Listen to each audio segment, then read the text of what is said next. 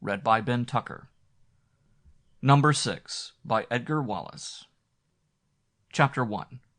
The Beginning of the Hunt. The most mysterious and baffling thing about Caesar Valentine was to discover the reason for his mystery. It was a mystery which belonged to the category of elusive thought, the name that is on the tip of your tongue, the fact that is familiar yet defies exact remembrance. When the International Police Conference held its yearly meeting in 19 in Geneva, and after 3 strenuous days' discussion which embraced matters so widely different as the circulation of forged Swedish notes and the philanderings of the Bosnian ambassador, the conference did its best to prevent his assassination, which occurred 6 months later, the question of Caesar Valentine came up for examination. It was an informal discussion, a mere drift of conversation arising out of the Gale case. "I don't quite know what is this man's offence," said Lecomte of the Sûreté. "He is very rich and very popular, and immensely good-looking, but none of his qualities is a criminal." "Where does he get his money?" demanded Leary of Washington. "We had him in America for 5 years, and he did nothing but spend." "Neither in France nor in America is that a crime," smiled Lecomte. "People who have done business with him have had an unfortunate habit of dying suddenly." It was Hallet of the London C.I.B. who put the matter so bluntly, and Leary nodded. "That's so," he said. "Providence has been very good to Mr. Valentine. He was in a big wheat deal in Chicago in 13, and the market went against him. The principal operator was Burgess, John Boyd Burgess. He had a grudge against Valentine and would have ruined him. One morning Burgess was discovered dead at the bottom of an elevator shaft in his hotel. He had dropped 19 floors. Monsieur Lecomte shrugged his broad shoulders. "An accident?" he suggested. "Listen," said Hallet. "This man Valentine got friendly with a banker in our country, a man named George Gale. Gale financed him out of the bank funds, but that was never proved. Gale was in the habit of taking a nerve tonic. He used to bring one dose in a tiny bottle to the office. He was found one night dead in his office with a little bottle in his hand. It bore the tonic label, but it had contained prussic acid. When the auditors came to examine the books of the bank, they found £100,000 had disappeared. Valentine's account was in perfect order. Gale went to a suicide's grave. Valentine sent a wreath." "Well," said Lecomte, with another shrug, "I am not defending Monsieur Valentine, but it might have been suicide. Valentine might have been innocent. Where is your evidence to the contrary? There was an investigation, was there not?" Hallet nodded. "And nothing was discovered unflattering to the monsieur. You think he is a bad man. I tell you that I will place the full strength of my department at your disposal to prove it. I will have him watched day and night, for he is in France for 6 months in the year. But frankly, I would desire more solid foundations for your suspicions." "He ran away with a man's wife," began Hallet, and Lecomte laughed. "Pardon," he apologized. "That is not an offense under the Code Napoleon." So the conversation drifted elsewhere. A year later, Hallet of the C.I.B. sat hunched up in his chair, frowning gloomily at a typewritten report which was spread on his desk. He sat for half an hour thinking. Then he touched a bell, and somebody came in. "My friend," said the chief, and when he began "my friend," he was very serious indeed. "6 months ago you came to me with certain theories about Mr. Caesar Valentine. I don't want you to interrupt me," he said brusquely, as his subordinate seemed likely to speak. "Just hear me through. I like you, you know that. I trust you, or I wouldn't send you out on what looks like a hopeless search. What is more, I think your theories have some foundation. I've always thought so. That is why I've put you in training, and accepted you for this department." A nod was the reply. "Police work," said Hallet, "is a big game of solitaire, in every sense of the word. If you watch every card and keep your mind concentrated on the game, and you have luck, it comes out. If you start wool-gathering in your earlier stages, you'll just miss putting up the right card, and you'll be stuck with the deuce of hearts.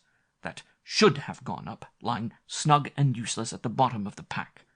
Patience is everything.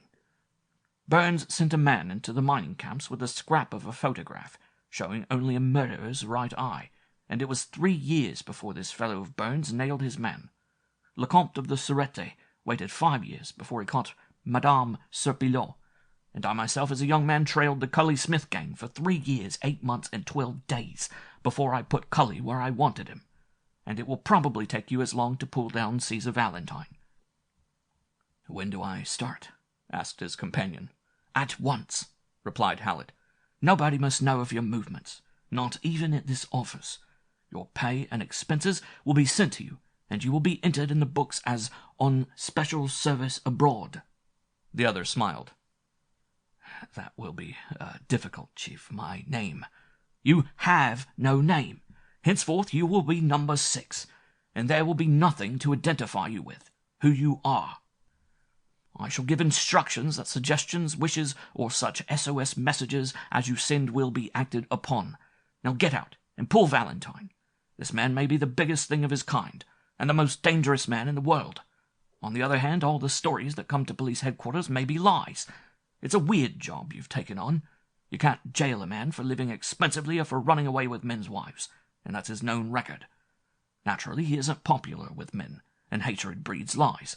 You've got to be bold and discreet, because I have reason to believe he has the most complete espionage bureau in the world. It was discovered that he subsidized a man here in this office that opened my eyes to the possibilities of the case. A man doesn't spend thousands to plant an ear at headquarters unless he has something to fear." Number 6 nodded again. "Now here's the world before you, my friend," said Hallet, "and a great reward if you succeed. Find his friends. You can have the entree to every prison in Britain, and maybe that will help you." "It's a big job," said Number 6, "but it is the one job in the world I want." "That I know," agreed Hallet. "It will be lonely, but you'll probably find a dozen people who will help you. The men and women he has ruined and broken. The fathers of daughters, and the husbands of wives he has sent to hell. They'll be pretty good allies. Now go. I've given you the finest intensive training that I can give, but maybe I haven't taught you just the thing you'll want to know." He rose abruptly and offered his hand, and Number 6 winced under the crushing grip. "Goodbye and good luck, Number 6, he smiled. "Don't forget, I shall never know you again if I meet you in the street. You are a stranger to me until you step into the witness box at the Old Bailey and give the evidence which will put Mr. Valentine permanently out of the game." So Number 6 went out, nodding to the man at the door, the grim-visaged custodian of the custodians. And for some years Scotland Yard lost sight of one against whose name in the secret and confidential register of the Criminal Investigation Bureau Hallet wrote in his own hand, "On very particular service. No reference to be made to this agent in any report whatever." A year later Hallet summoned Chief Detective Steele to his office, and told him just as much of his interview with Number 6 as he deemed advisable. "I haven't heard from Number 6 for months," he said. "Go to Paris and keep a fatherly eye on Caesar Valentine." "Tell me this about Number 6, Chief," said Detective Steele. "Is it a man or a woman?" Hallet grinned. "Caesar has been 6 months trying to find out," he said. "I fired 3 clerks for inquiring. Don't tell me I've got to fire you." End of Chapter 1.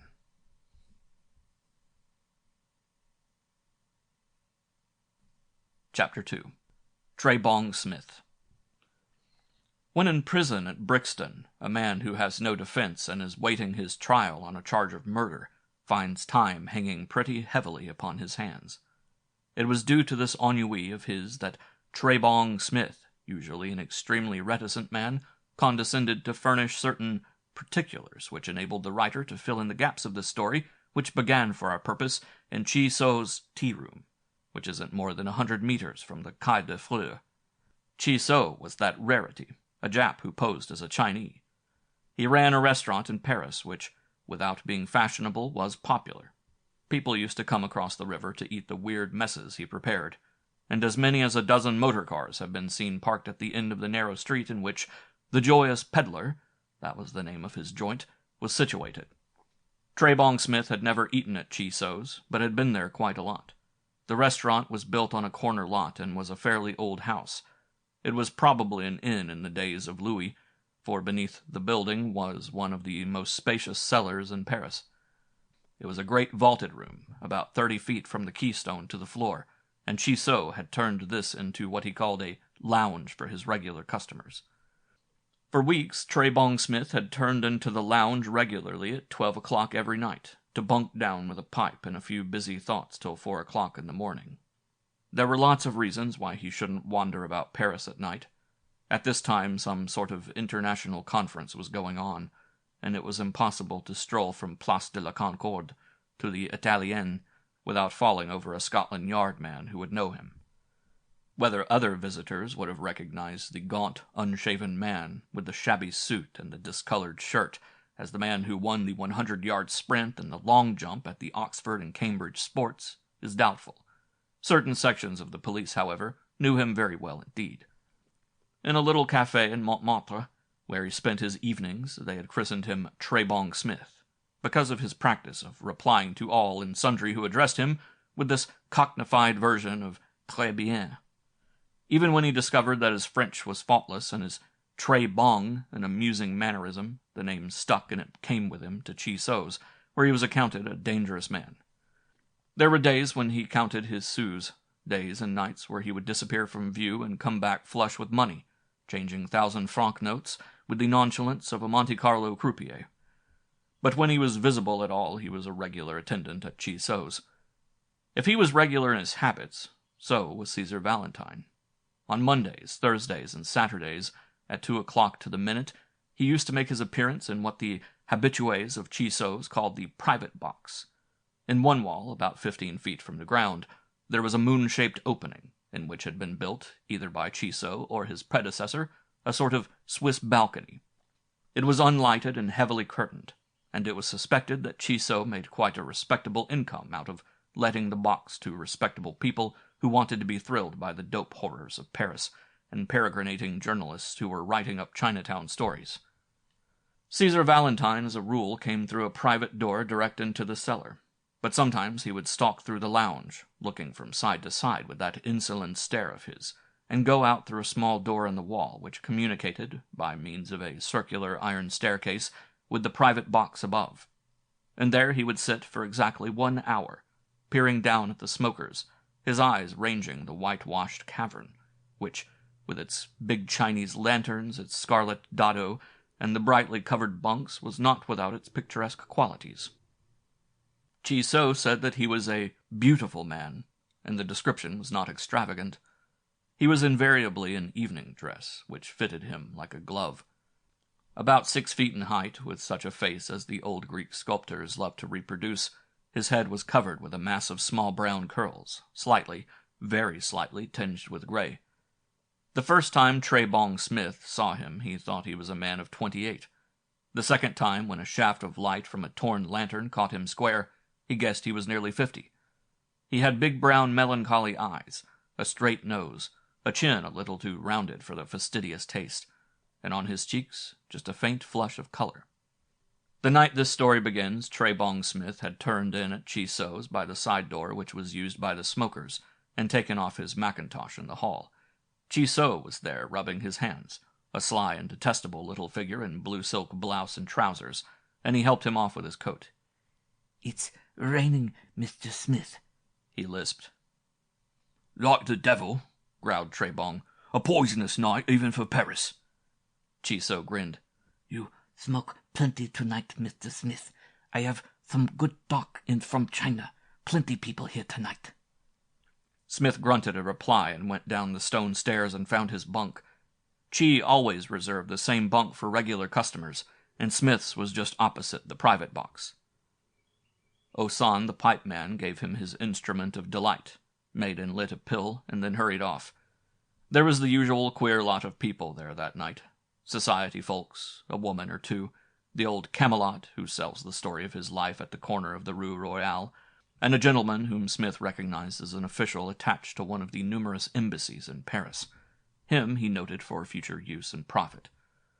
Old Lefebvre, the Camelot, noted the complacent, self-satisfied attitude of Tray-Bong, and shuffled off to the bunk of a crony.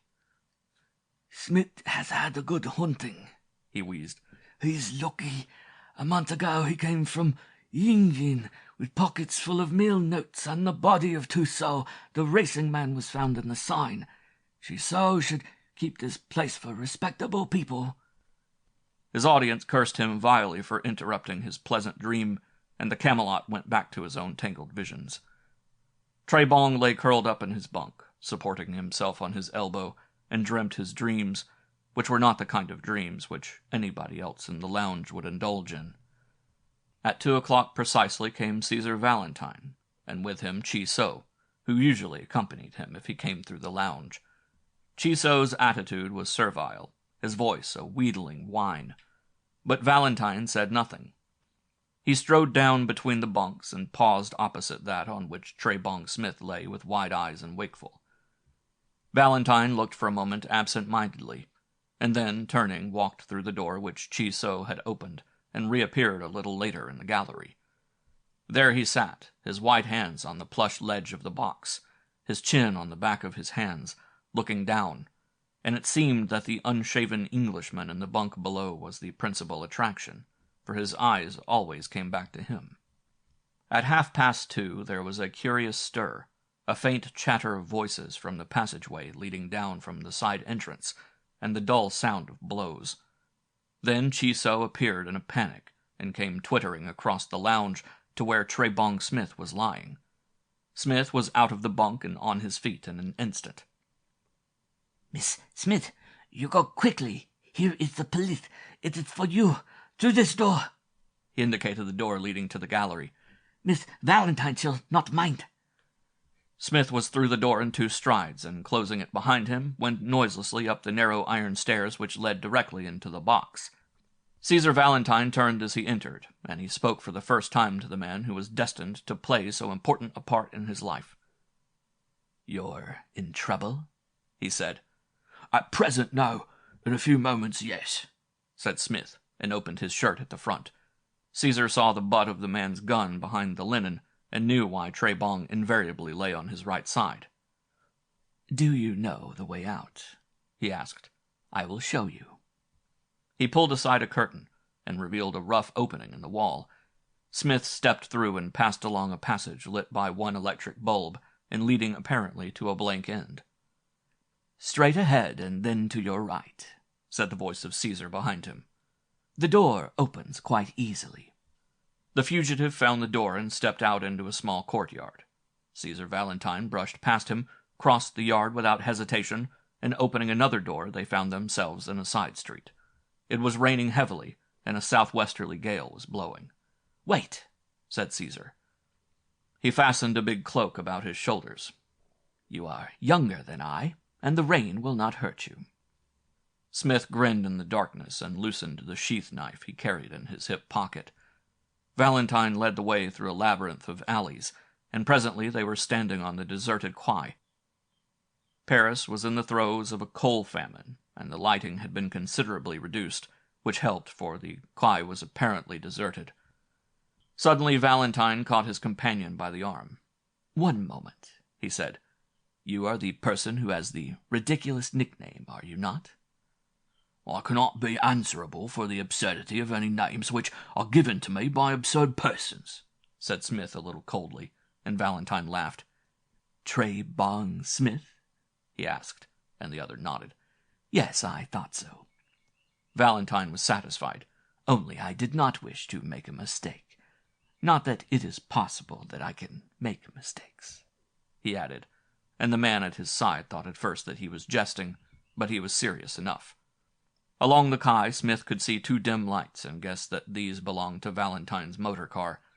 He walked on, a little ahead of the exquisite, toward the car, and was less than 50 feet from safety when a man came out of the darkness, gripped him by the coat, and swung him round as he flashed an electric lamp in his face. "Hello," he said in French. "Tray-Bong Smith, n'est-ce pas? I want you, my ancient." Valentine stopped dead and shrunk back into the shadows, watching. Only for a second did Tray-Bong Smith hesitate. Then, with a swift movement of his hand, he knocked the lamp from the man's hand. In another second he had gripped his assailant by the throat and had thrust him back against the gray stone parapet behind which the Seine flowed swiftly. "You want me, eh?" he said between his teeth, and Valentine saw the quick rise and fall of a glittering blade. The man relaxed his grip and slid limply to the ground. Smith looked round to the left and right, then stooping, lifted the fallen man bodily in his arms and flung him across the parapet into the river. Only one groan came from the victim, and something amused Tray-Bong Smith, for he laughed as he picked his knife from the pavement and threw it after the man into the stream. Valentine had not moved until the knife was sent flying. Then he came forward, and Smith could hear his quick breathing. "My friend," he said, "you are rapid." He said no more than this, and walked rapidly toward the car and opened the door. The chauffeur could not have seen what had happened, for the Kai was badly lit, but there may have been some other spectator. The car moved forward until it came almost abreast of the spot where the struggle had occurred. Smith thought he saw someone on the pavement, and dropped the rain-blurred window to look. The car was moving slowly, and the headlamps of the car had only just flashed out their fullest radiance. In the light of the lamps was a girl. She was dressed from head to foot in black and stood peering over the parapet into the dark river. As the car came up to her, she turned her head, and the man had a momentary glimpse of the saddest and most beautiful face he had ever seen. His shoulders were out of the window, and he was looking back, when he felt Valentine's hand clutch him and pull him back. "You fool," he said savagely. "What are you doing? Whom were you looking at?" "Nobody," said Smith, and pulled up the window. End of Chapter 2.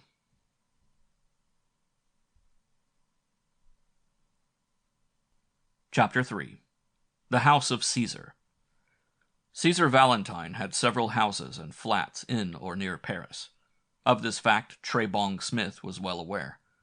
He thought at first that he was being taken to Valentine's beautiful apartments on the Boulevard Victor Hugo, but the car went straight across the Place de l'Étoile and sped down the avenue of the Grande Armée. It was difficult on such a night to know in what direction they were going, but after a while it was apparent to Smith, from the violent nature of the road, that they were going in the direction of Maison Lafitte. Presently the car turned into what seemed to be a side lane with high hedges on either side. The car bumped and jolted slowly for 10 minutes over what could not have been anything better than a cart track, then turned abruptly to the left and through a dilapidated gate. It was too dark to see the house, and when the car stopped and Valentine's guests descended, he had no time to make any observations. It was a fairly big chateau.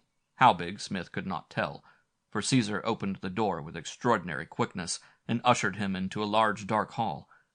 He switched on an electric light, and the stranger had time to observe a broad flight of stairs leading out of the hall before he was hurried across the parquet floor through another door into a large saloon. It was one of the few rooms in private houses that deserved the name of saloon. It was lofty and spacious, its walls panelled with white wood.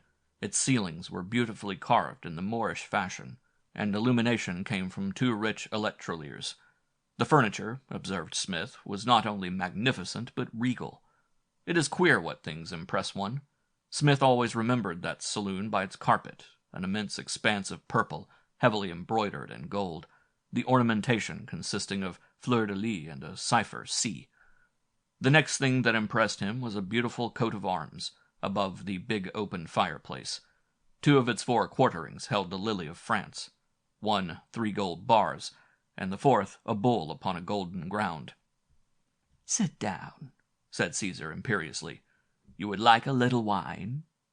He pressed aside one of the panels of the wall and took out a tray containing bottle and glasses. These he carried to the visitor and placed on the table by his side. "Drink," he said curtly, and Smith poured out a stiff glass of whiskey. Cæsar took off his wet cloak and flung it on the back of the chair, strolled to the fireplace, switched on an electric radiator, and stood with his back to the glow, surveying the other quizzically. An imposing figure was Valentine in his immaculate evening dress. Smith approved the snowy white shirt front and the 3 pearl studs. The thin platinum chain stretched across the white waistcoat, and guessed the reason for the little mocking smile that curled Cæsar's fine lips.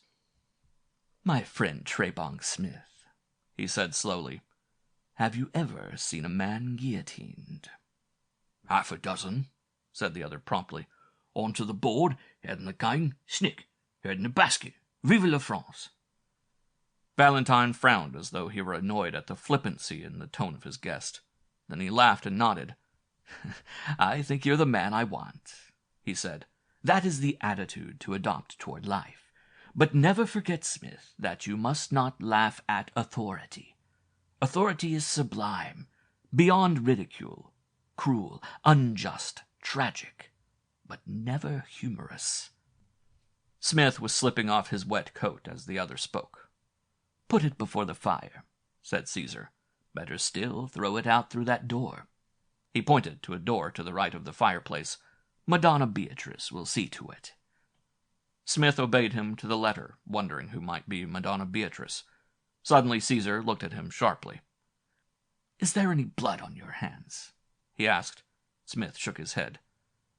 "I aimed at the fifth intercostal space," he said calmly. "There would be little blood."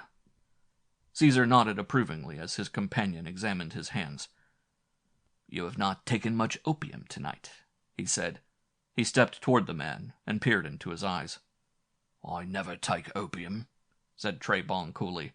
"I did not go to Cæsar's to smoke, but to watch." Again Cæsar laughed. "An admirable lieutenant," he said.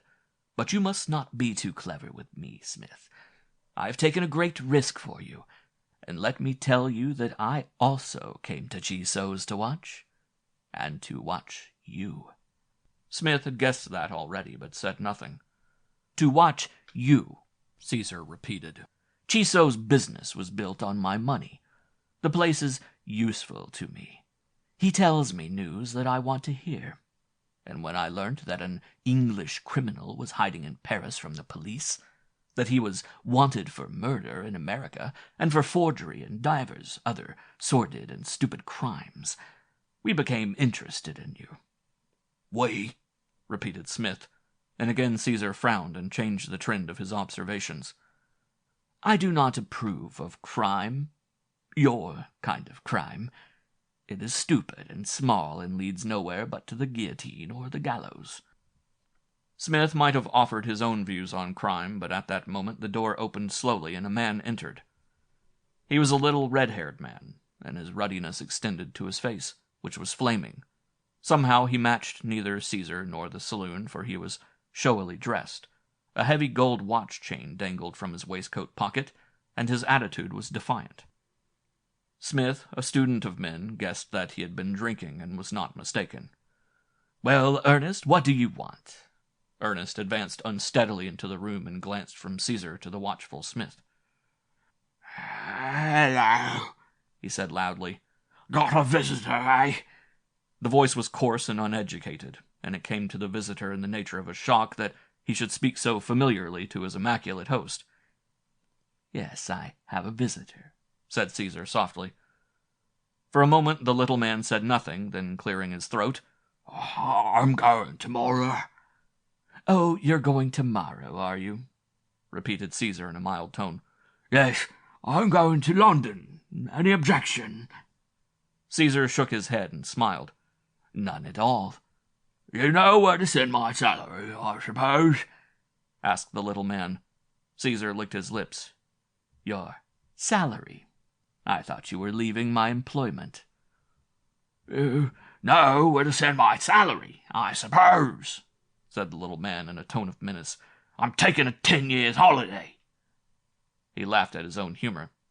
10 years holiday, he repeated. "That's good, ain't it?" "And I'm to send you your salary for 10 years, eh?" said Cæsar.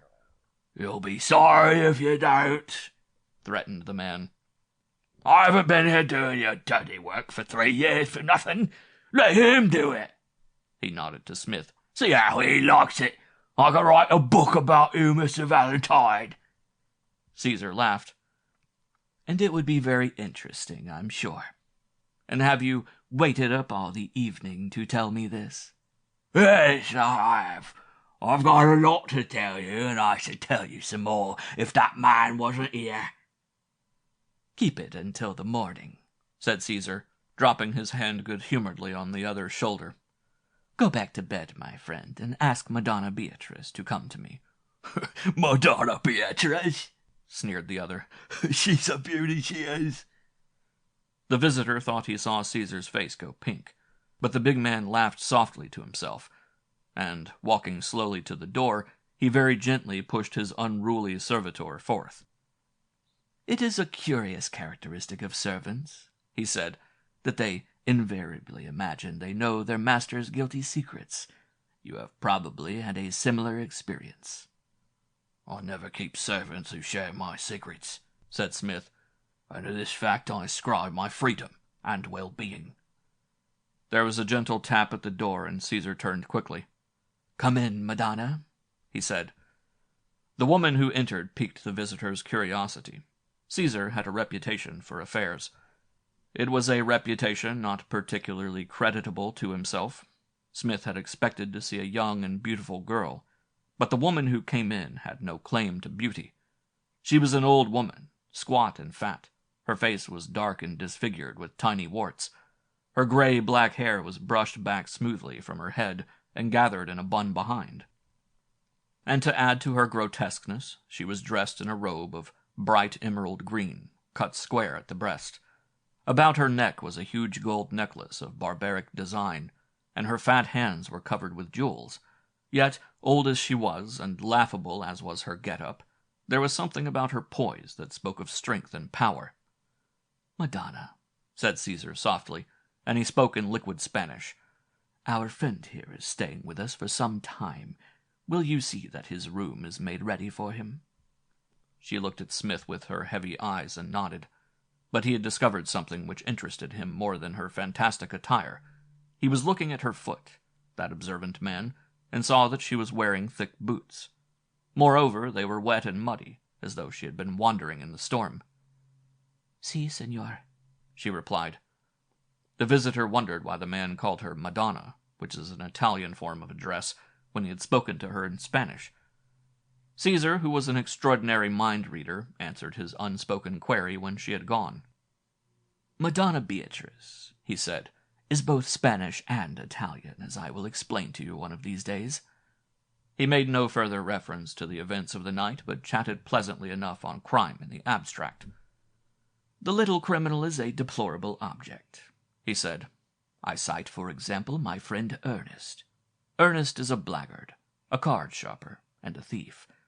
I took him into my service and brought him to France at a moment when the police were searching for him, and when he would certainly have gone to penal servitude for a number of years.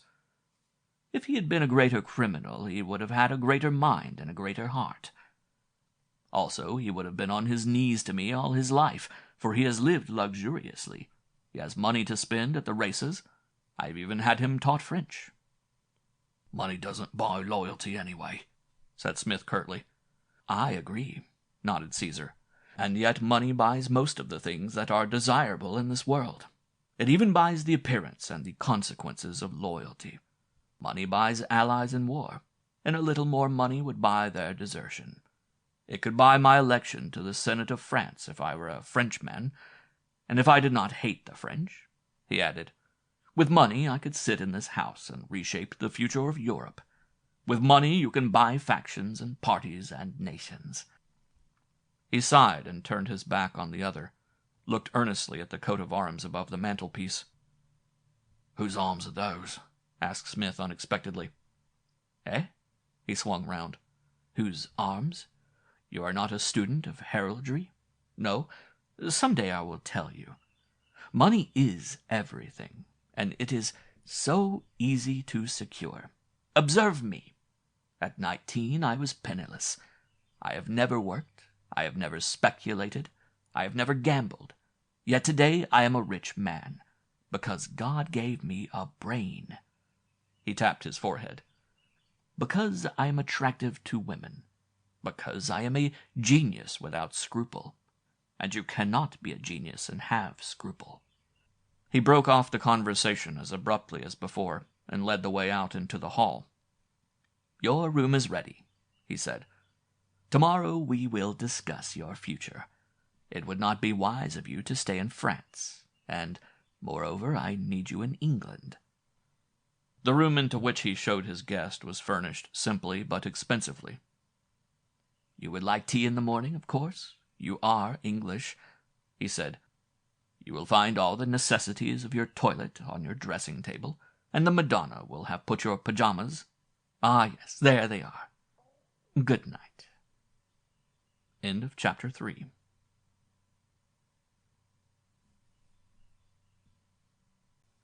Chapter 4. The Chained Lady. Tray-Bong Smith stood stock-still listening to Caesar's retiring footsteps. Then he examined the room minutely and carefully.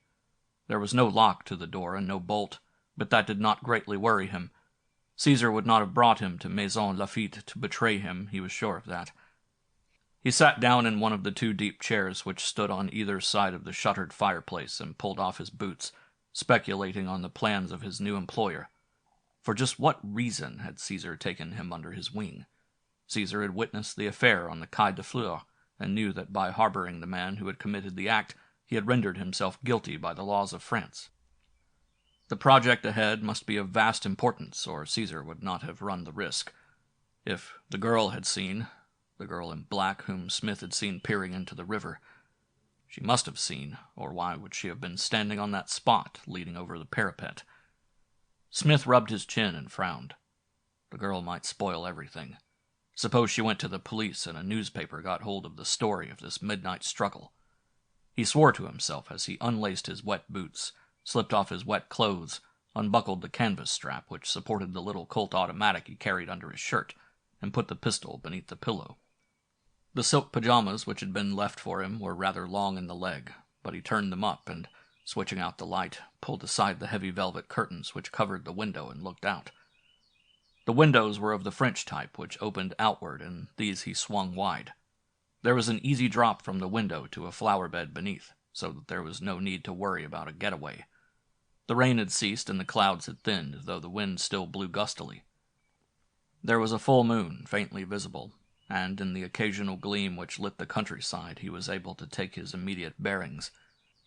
That glow in the sky was Paris, and if he was near Maison Lafitte, he was due southwest of the city. By the light of the moon he looked at the watch on his wrist. It was 3:15. In 2 hours the day would break, but he was not sleepy. He went back to the window to fix in his mind the exact lay of the ground. Immediately facing the window was a broad lawn which ran into the shadows of a poplar plantation. To the left he glimpsed the yellow of the drive which led to the lane up which he had bumped, and to the main road. He lay down on the bed and covered himself with the eiderdown, but he was not in the least tired. He lay there thinking about Cæsar and speculating upon the future, wondering just what game Cæsar was after and to what purpose he intended putting his new protégé. A distant clock chimed 4, and he was beginning to doze when he heard a sound which brought him wide awake again. It was a queer tinkling sound, like the drip-drip of a faucet, and it was some time before he located it as being outside of the window. It was the dripping of rain, of course, he told himself, a gutter overflowing onto a window-sill. But, nevertheless, he slipped from the bed and stole softly to the window, for Tray-Bong Smith was a suspicious man. At first he saw nothing, though most of the clouds had disappeared and the moon was shining brightly. Then he saw a sight so eerie, so unexpected, as to bring his heart to his throat. Walking across the broad lawn was the figure of a woman. She was dressed in gray or white, he could not be certain which, and she appeared to be carrying something in her hand.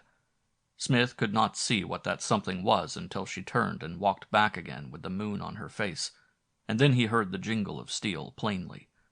He shaded his eyes from the moonbeams, and cautiously put his head round the side of the window. The woman was walking with curiously short steps, and this mincing gait at such an hour was so unreal and so grotesquely unnatural that he might have guessed the cause. Her walk brought her to within 20 yards of the window, and then Tray-Bong Smith saw and heard. Clink, clink, clink. Her hands were handcuffed together, and between her 2 ankles was a steel chain that jingled as she walked. "Well, I'm," whispered Smith. As he stared at her, he heard a low voice, commanding and surly. It sounded as though it came from the shadow of the trees, and the woman turned and walked in that direction. Smith watched her until she disappeared, and then went back to his bed, a considerably puzzled man. But the amazing happenings of the night were not completed. He had begun to doze again when he was awakened by a shriek accompanied by a crash against the bedroom door that brought him to his feet, gun in hand. The gray of dawn was in the sky, and there was just enough light to see the door moving slowly inward. Then of a sudden it burst open, and somebody fell into the room with a thud, gibbering and sobbing hideously. It made an attempt to rise and poised a moment totteringly on its knees, and Smith recognized him. It was the red-haired man. The man called Ernest, but his face was no longer scarlet. It was gray and drawn and horrible. "Cæsar! Cæsar!" he whispered, and then collapsed in a heap. Then came a sound of hurrying feet, and Cæsar came into the room. He was in his dressing gown and pajamas, and had apparently just wakened. "What is it?" he said, and looked down. "Ernest, what are you doing here?" He shook the inanimate figure. "I'm sorry, this man's drunk again." He lifted him in his strong arms as easily as though he were a child.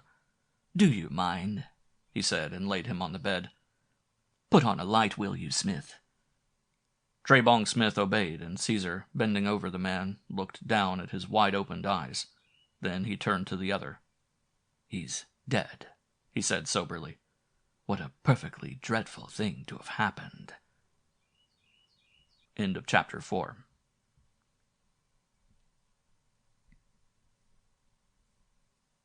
Chapter 5. This, then, was the introduction of Tray-Bong Smith to the house of Caesar Valentine. An unfortunate introduction if the police came to make inquiries as to this sudden death. But the man Ernest, his other name was Goldberg, was notoriously subject to fits. He was, moreover, given to alcoholic excess, and on 2 occasions Cæsar had had to send for the local doctor to prescribe for his retainer. What had happened to the man in the night, Smith could only guess. It is certain that he had some sort of an attack in the early hours of the morning, had dragged himself downstairs to the visitor's room. Why to his room? Cæsar explained. The room Smith had taken was one which he had usually occupied, and the man's words, "Cæsar, Cæsar," addressed to Tray-Bong had been intended for his host. There were the usual inquiries, and the man from Chiso's was amazed to discover how readily the authorities accepted Cæsar's explanation. Whilst the visiting magistrate was in the house, Smith was hidden in a little room in a small tower at one corner of the building.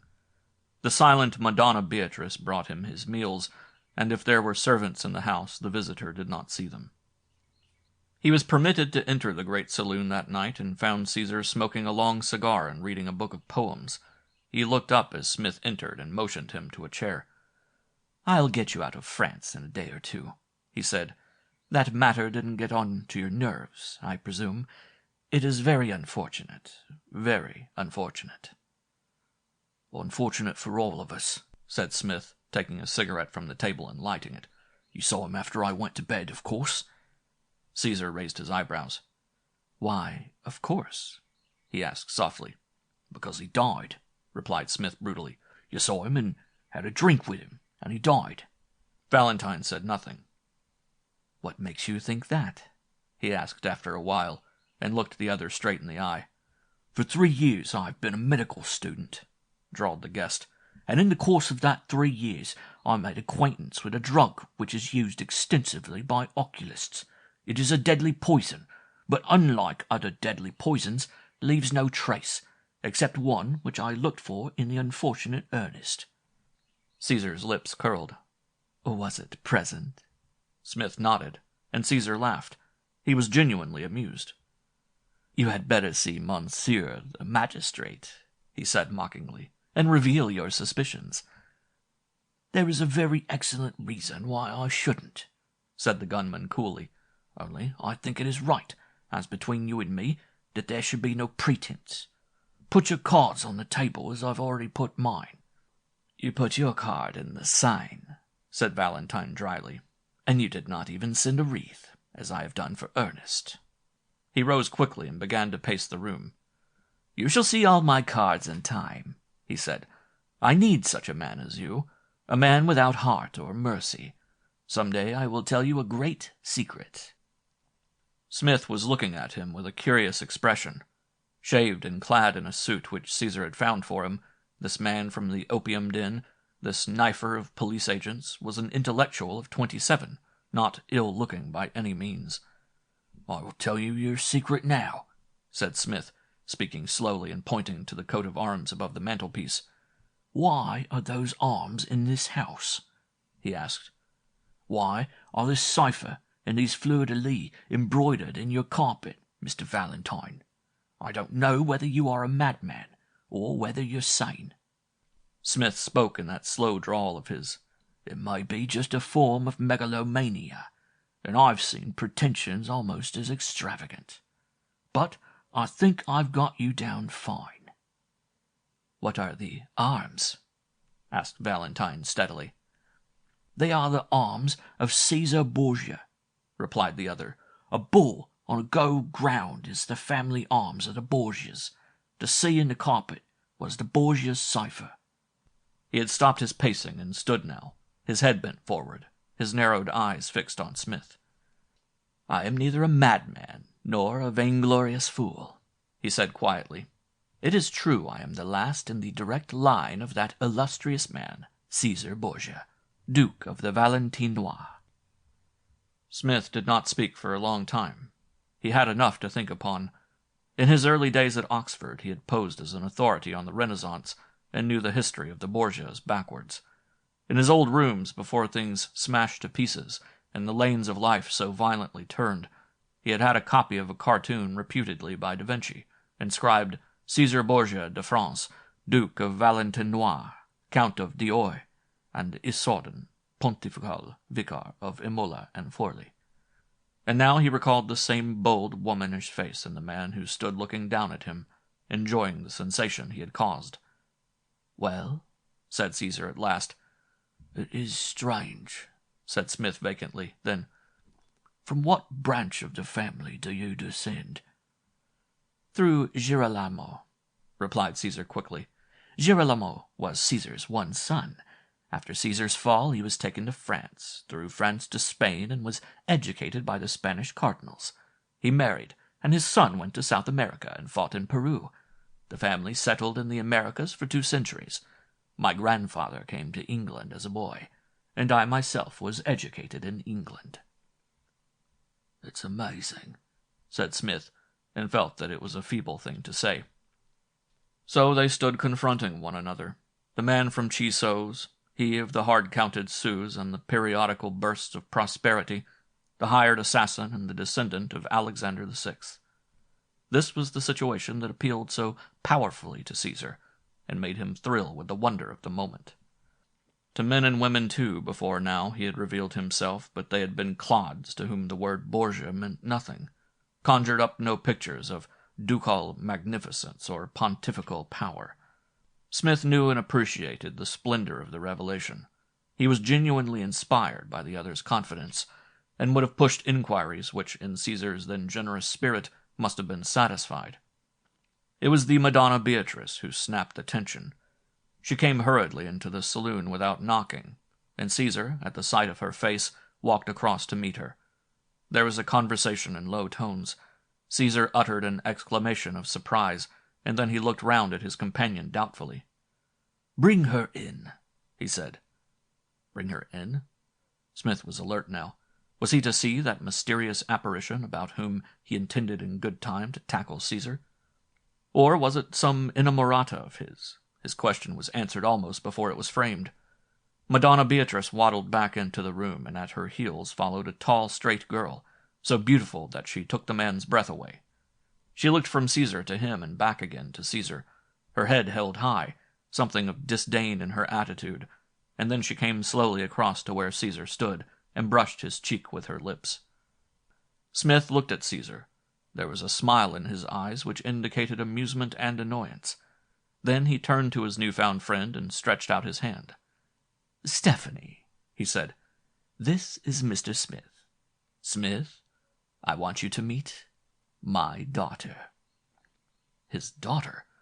Smith's mouth opened in an involuntary grimace of surprise, and then, recovering himself, he held out his hand, which she took. Her steady eyes fixed him for a spell, and then she turned away. "When did you come to Paris?" asked Caesar.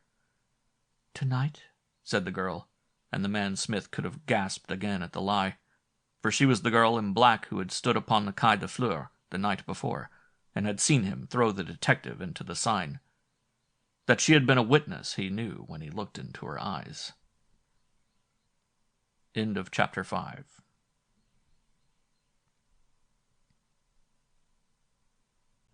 Chapter 6. Cæsar tells of Number 6. Tray-Bong Smith was a light sleeper, but he did not hear Caesar Valentine come into his room at 4 o'clock next morning. As he felt a hand grip his shoulder, he twisted round and he heard Caesar's laugh.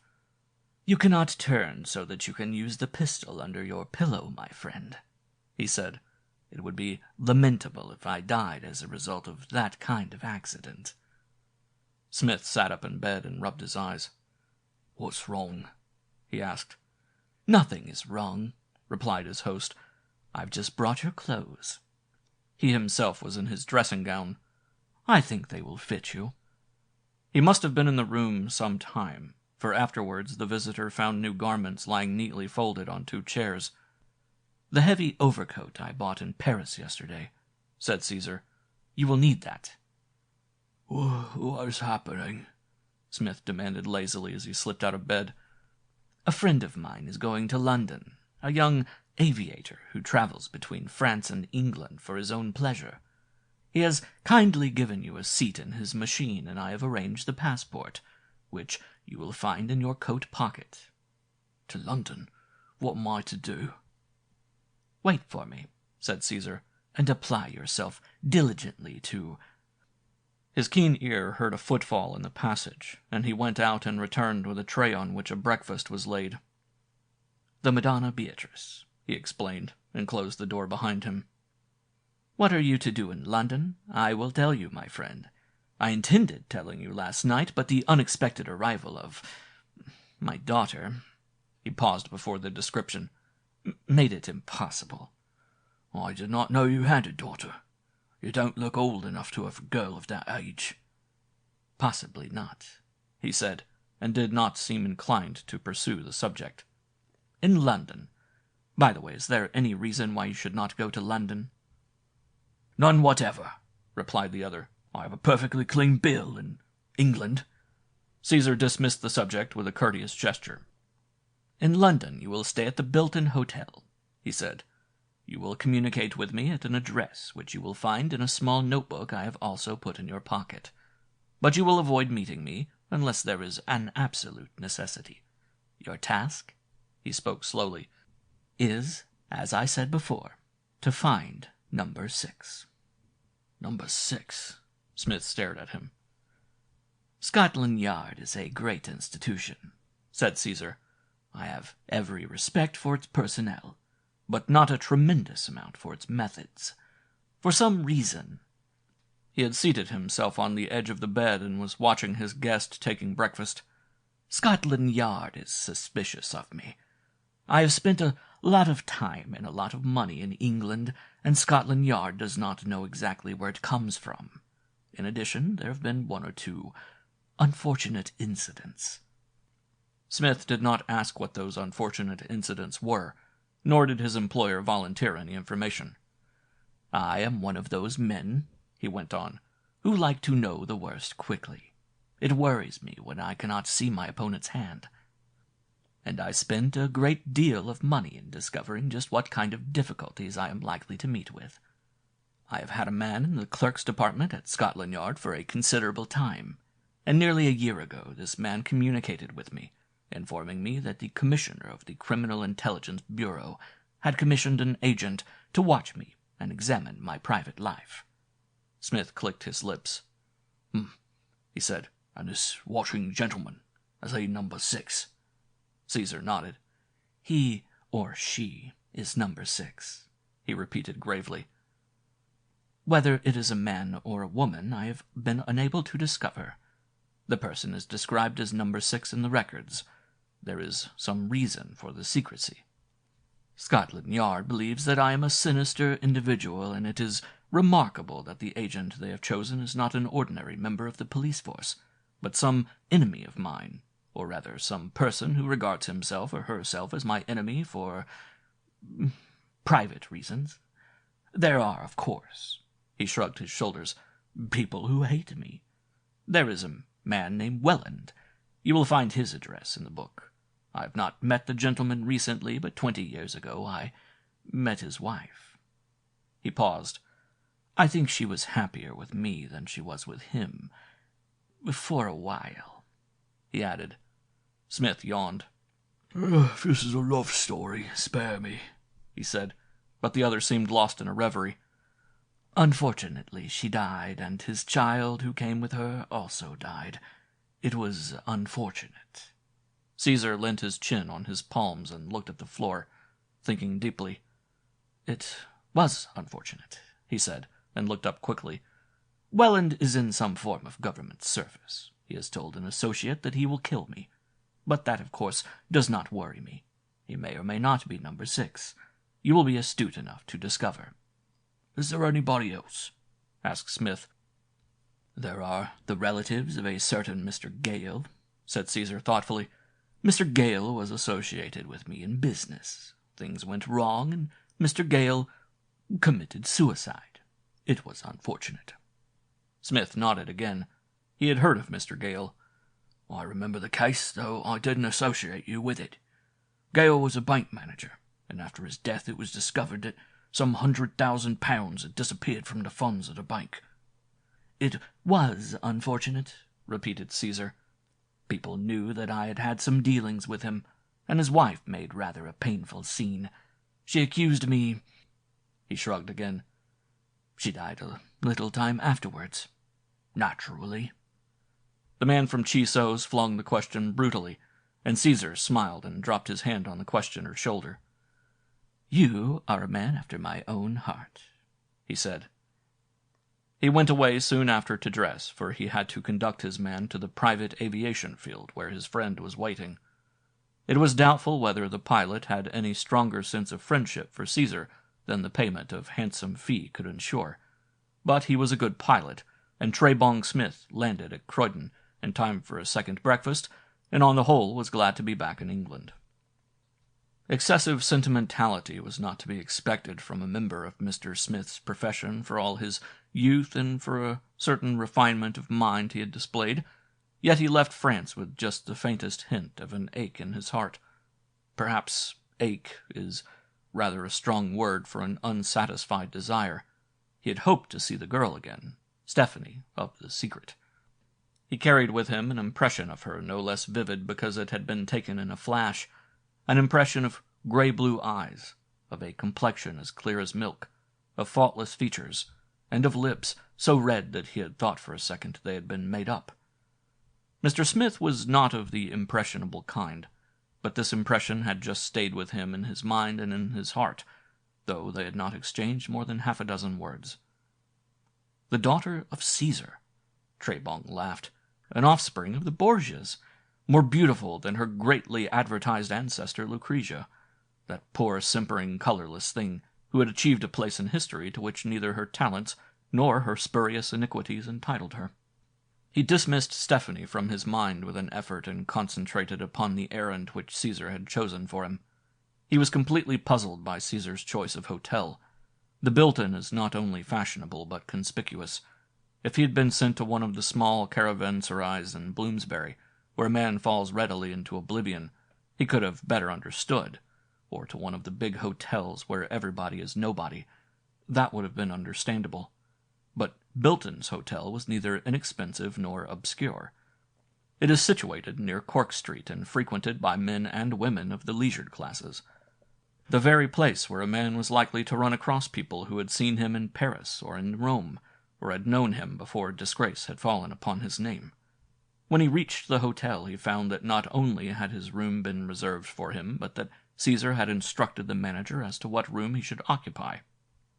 "I shan't be able to put your things into 41 until the afternoon, sir," said the manager, which was the first intimation Mr. Smith had that number 41 had been reserved at all.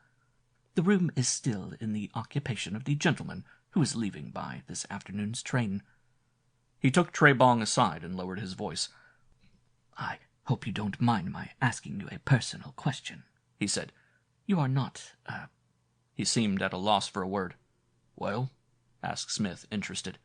"You're not a noisy sleeper? Excuse my asking, sir. I mean, you don't snore?" said the manager.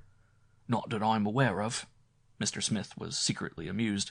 I ask you because Mr. Ross is so particular, and he's been a client of ours now for 30 years, and it happens that he sleeps in the next room to you. Mr. Ross? Who's Mr. Ross? Asked Smith. The manager was surprised. Apparently there existed one benighted heathen in the city of London who did not know Mr. Ross. Mr. Ross was an American millionaire. Not only a millionaire, but a millionaire several times over. He was a bachelor and eccentric, a difficult man, and a not particularly generous man, Smith gathered.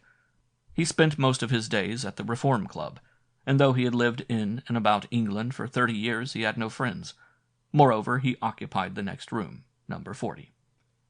A millionaire who has no friends must be rather a curiosity, said Smith, and agreed not to snore. Cæsar had supplied him well with money, and his first call that day was upon a tailor in Bond Street. After he had been measured and had given his orders for a fairly extensive wardrobe, he strolled down to the Strand. He had not been in London for 12 months, and the sight and the smell of it were lovely to his senses. It was at the juncture of the Strand with Trafalgar Square that he met the one man in London he did not desire to meet. Smith saw him some distance away, but made no attempt to avoid him. There was no mistaking Hallet, of the Criminal Investigation Bureau. A peak-faced man, with white unruly hair and heavy grey mustache. It was not a face one could forget. Tray-Bong was passing him, but Hallet stood still in his path. "Hello," he said in that paternal way of his. "Back in London, Mr. Tray-Bong Smith?" Back in London, Chief," said Smith cheerily. "I've been hearing queer stories about you," said Hallet. "Murders and robberies in galore." There was a twinkle in his eye, and a twinkle in Hallet's eye did not necessarily bode well for any man. "Be careful, my friend," he said. "There may be very serious trouble for you. Don't say I did not warn you." "Fine," said Smith. "But if there is going to be any bad trouble for me, there are going to be some very serious happenings for other people. And if you don't mind, I'd rather not be seen talking to you, Chief. It gets a fellow a bad name." Hallet chuckled grimly and passed on. End of Chapter 6.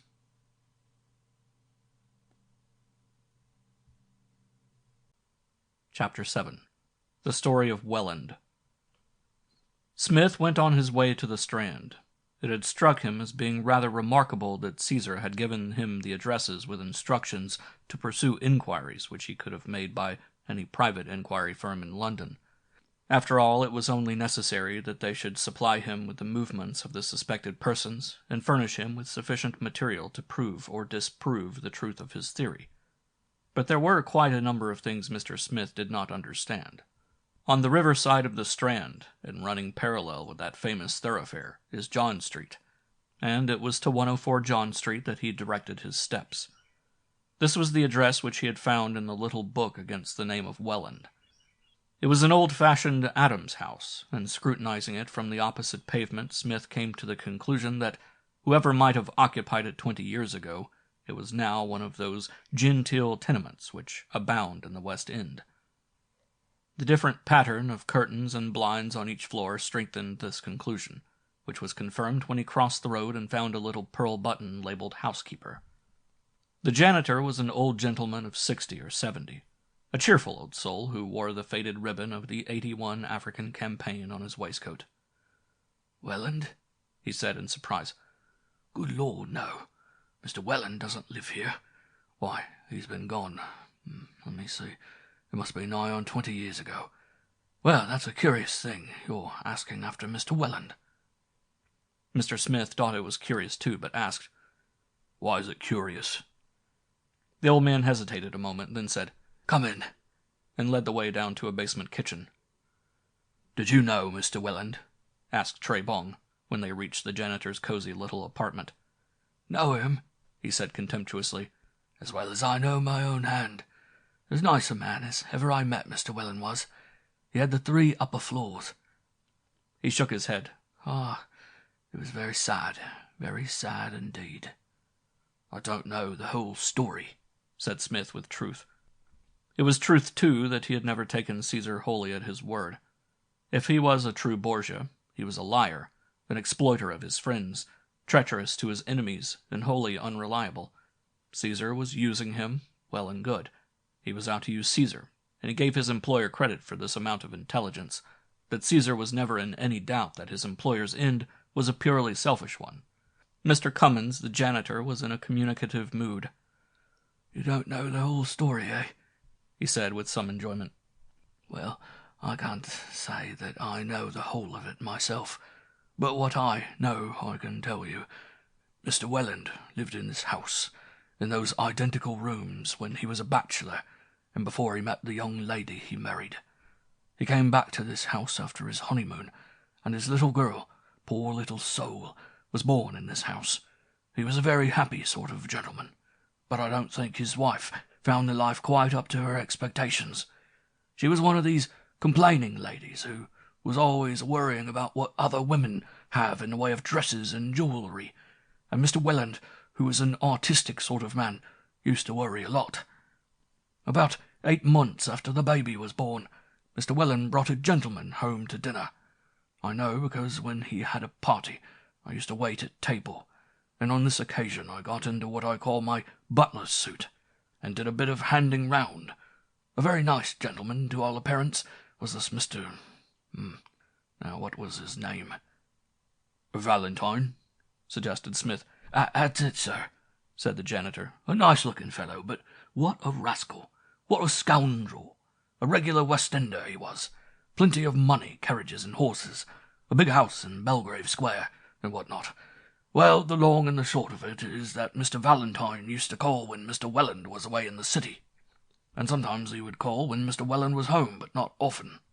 Then Mr. Welland and his wife had an awful row. I think it was over a ring which this fellow Valentine gave her.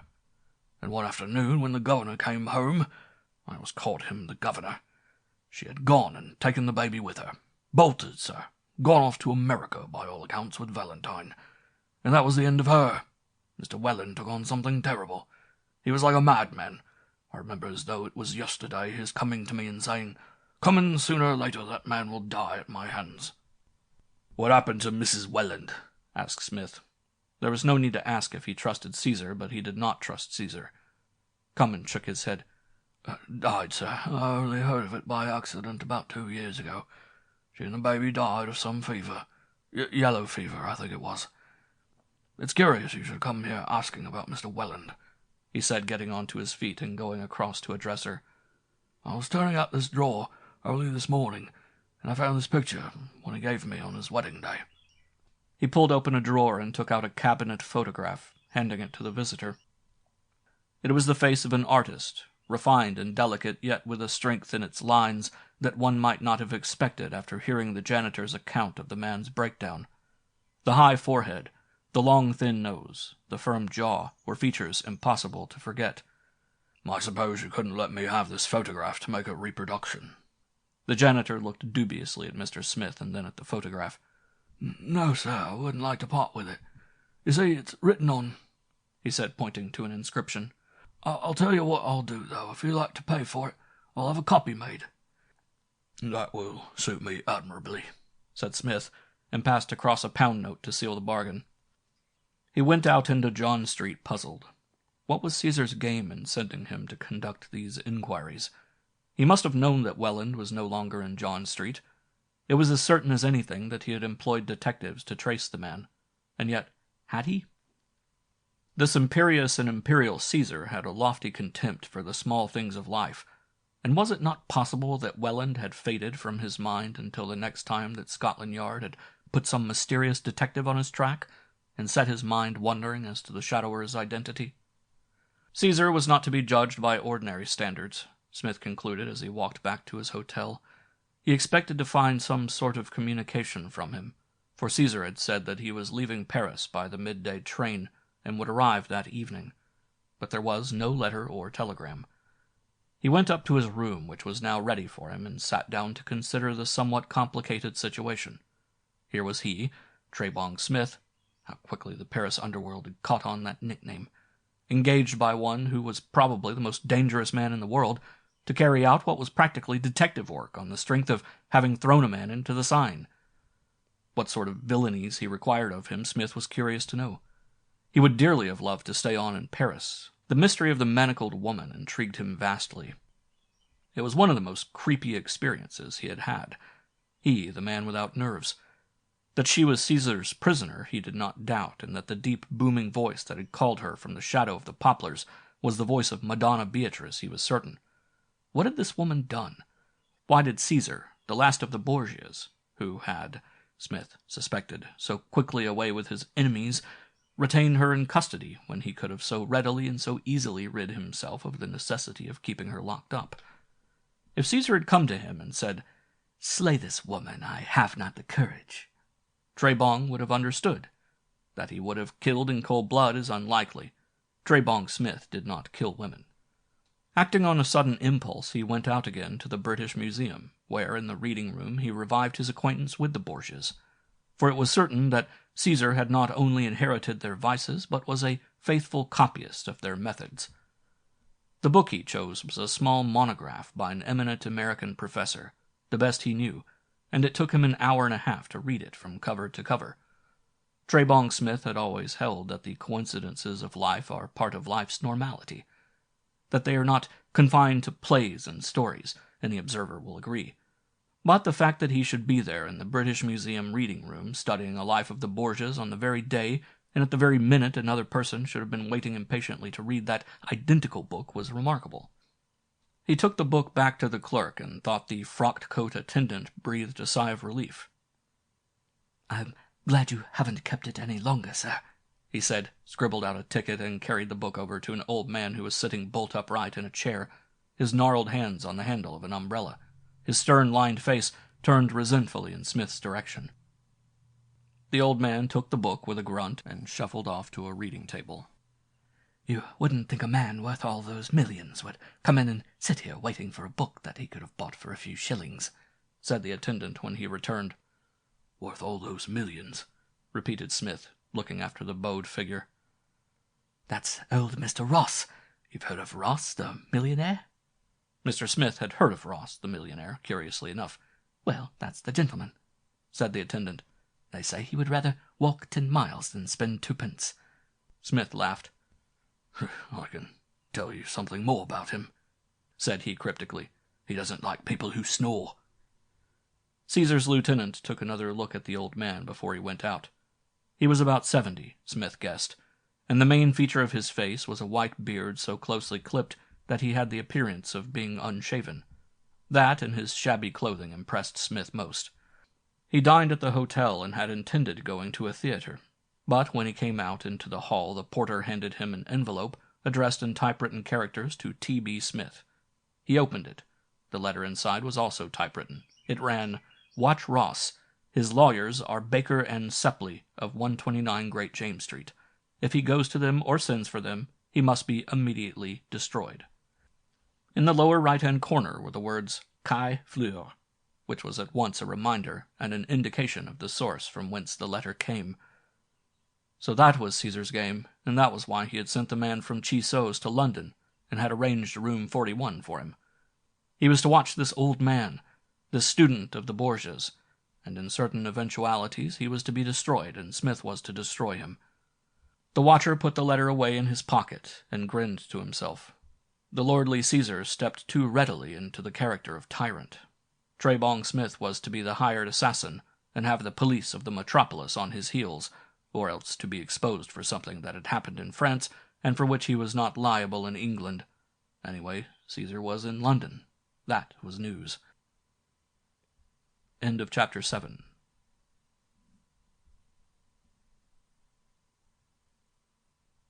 Chapter 8. A Note from Nowhere. Tray-Bong Smith sat in the lounge of the hotel reading the evening papers and watching Mr. Ross come from the dining room and take the elevator to the second floor. After a while he followed, going into his own room and waiting until he heard the snap of the electric switch, which told him that the old man had retired. He wasn't likely to see his lawyer between the hours of 9 and 12, thought Tray-Bong Smith, and sallied forth into the West End to find amusement. A man watching the hotel saw him return at 11:30, signaled to the shadow who had followed Mr. Smith all that evening, and compared notes. Smith may or may not have known that he was being watched. He might have guessed as much after Hallet's warning. He went upstairs to bed and to sleep, and was on the point of undressing when he heard the soft thud of a door closing, and it seemed that the sound came from the next room. He switched out his light, drew the door open gently, and listened, but there was no further sound. Number 40, the room occupied by Mr. Ross, was, as he had learnt earlier in the evening, not so much a room as a suite. It consisted of 2 apartments, a bedroom with a bath, and a sitting room which led from the bedroom, and access to which could be had direct from the passage through a door marked 40A. Smith stepped out into the corridor, walked softly to number 40 and listened. There was no sound. He went on to 40A and listened again, and after a while he was rewarded by the murmur of voices. He strolled to the end of the passage to see if there were any hotel servants, but Bilton's is one of those eminently respectable hostelries patronized in the main by elderly people who retire early, and he walked back down the corridor and tried the door of 40. To his surprise, it was unlocked, and he stepped in, closing the door behind him. It would be a simple matter to explain how he, a stranger to the hotel, had walked into the wrong room. A line of light along the floor showed him where the communicating door was, and he made bold to turn on the light for a second, and discovered, as he had expected, that the bed was unoccupied, and the room was empty. He put out the light noiselessly and tiptoed across the room, putting his ear to the door. 2 people were talking. The one voice gruff and harsh. The second so soft that he could hardly hear a word that was spoken, for it was the voice of a woman, and somehow that voice was familiar. Tray-Bong Smith crouched down and looked through the keyhole, but he could see no more than the back of a chair. He listened intently, but could hear nothing intelligible. Once he heard Ross say, "If they are on earth, we will find them." And he thought he heard the old man say, "It is remarkable. I should have been deceived." Then, most unexpectedly, a hand fell on the doorknob, and he hurried back through the room and was out in the corridor before it could have been opened. He had no time to close the door, but pulled it to after him, and was in his own room in something under 2 seconds. He waited patiently behind his own closed door, listening, but there was no sound, and after 5 minutes had passed he ventured to open it. There he stood in the darkness for nearly half an hour before the 2 came out. He heard the man say, "Good night, my dear, God bless you," and thought he heard the sound of a kiss.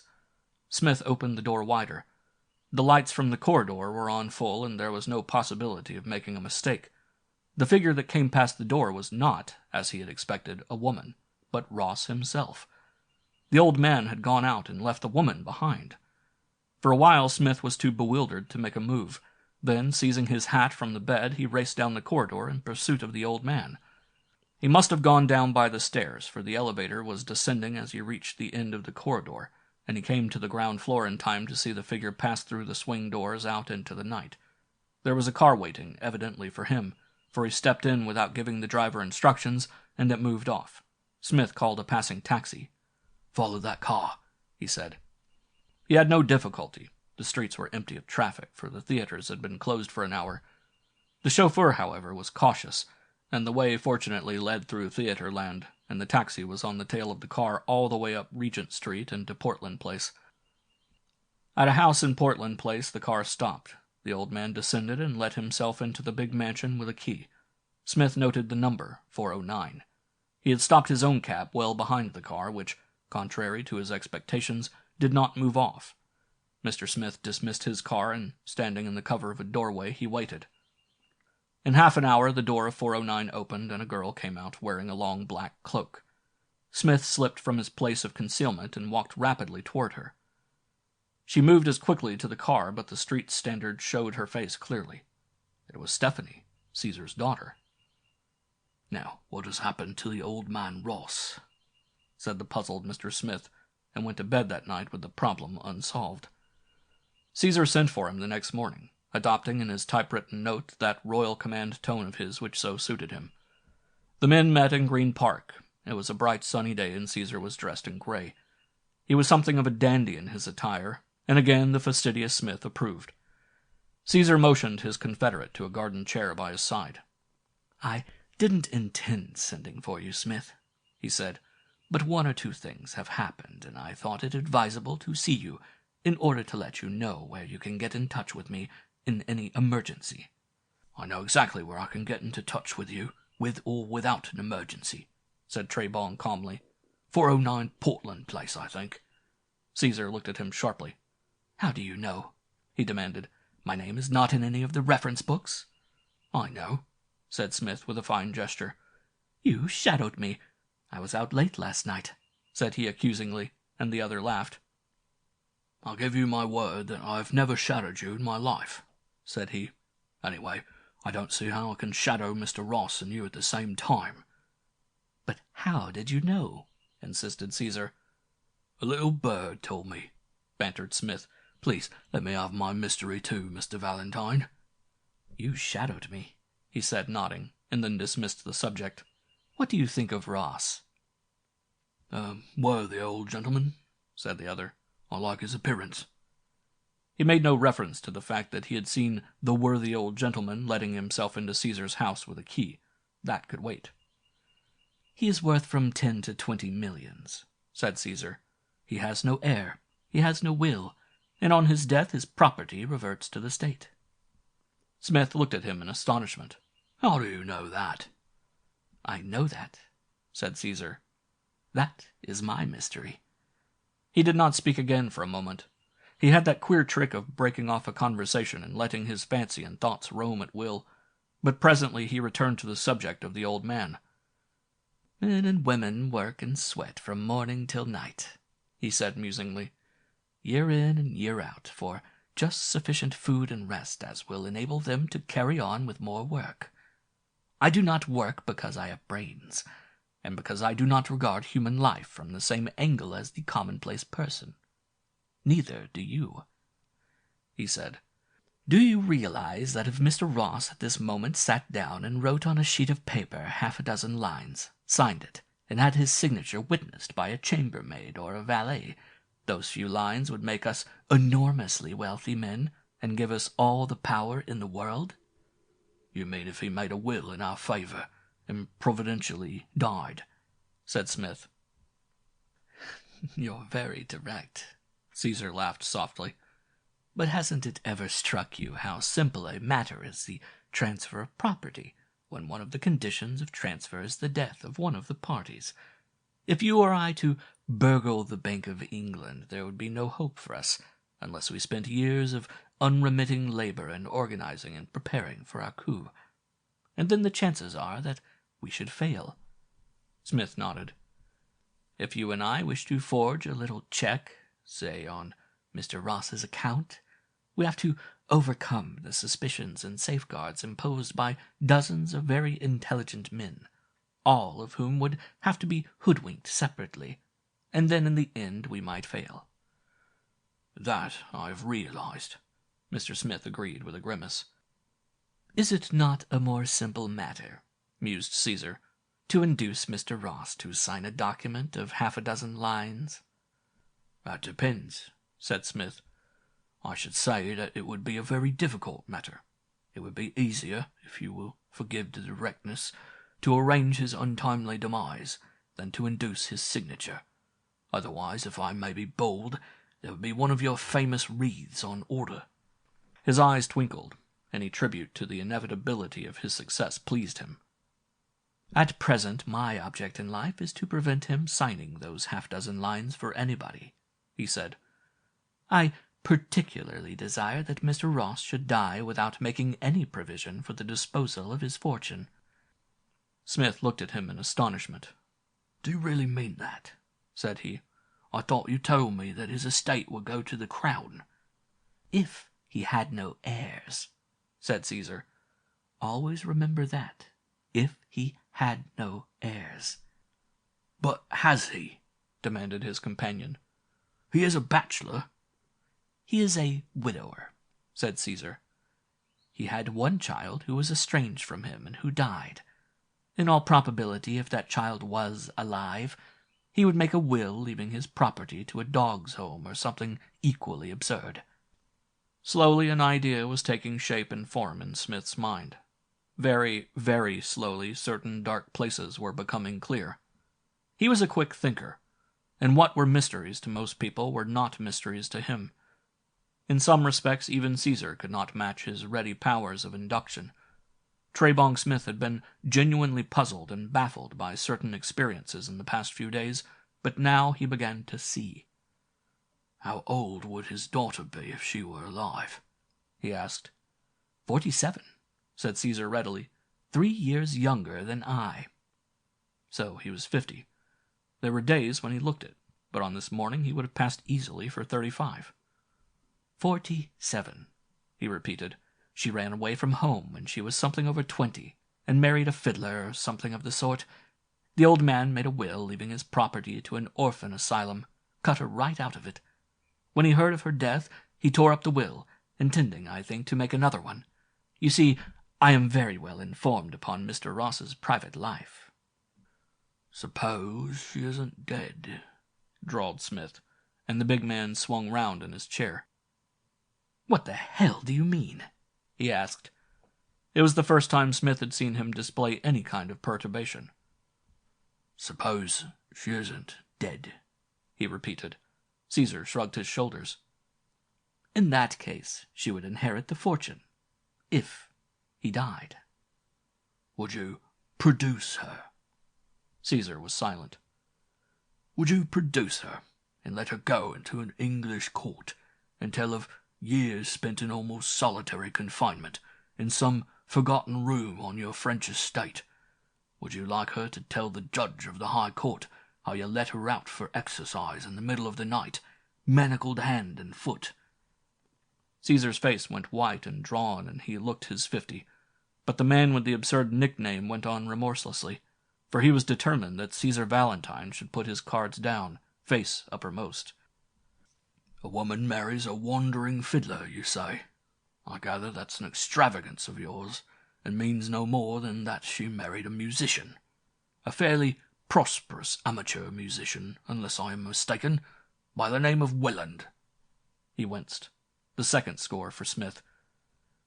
"You discover her relationship with Ross, and persuade her to go abroad with you, waiting for the divorce which you think Welland will obtain, but which he doesn't. Then the woman gets restless. Perhaps her child dies. She certainly remains in the land of the living." Cæsar was calm enough now, and a cynical smile was hovering at the corners of his mouth. "Wonderful fellow," he said mockingly. "You have told almost all the truth. The child died, and in the meantime Stephanie is born. It is my intention to produce Stephanie as the heiress of the Ross millions. Now you know it all, or you've guessed it all. You're clever, Smith, a cleverer man than I thought. There's a fortune in this for you if you'll work for me, and if you don't—" "A quick and a painless death, eh?" smiled Smith. "But watch that my knife is not swifter than your alkaloids." He looked down. There was an envelope lying at his feet. "Did you drop that?" asked Smith, and stooped and picked it up. "It has your name on it." Cæsar shook his head. "I didn't drop it," he said, and read the superscription. Caesar Valentine. It was gummed and sealed with wax. He tore open the flap with a frown. Smith saw his face harden, and he blinked rapidly. Was there fear in his eyes as he handed the letter to his tool? Smith thought there was. "Where did this come from?" he gasped, and looked around, but nobody was in sight. There were 3 lines of handwriting in what is called pen print. That is to say, the letters were printed in big capitals. The note began, "Cæsar, you are but mortal. Remember this." It was signed, No. 6. Smith read it through with a qualm, but Cæsar, snatching it from his hand, crumbled it into a ball and tossed it away with an oath. "Welland," he snarled, "if I find you before you find me, beware of Cæsar." "I think we shall find Welland first," said Smith confidently, and laughed. It was the laugh Cæsar had heard that rainy night on the Quai de Fleurs, when Tray-Bong Smith had flung a knife into the Seine. End of Chapter 8.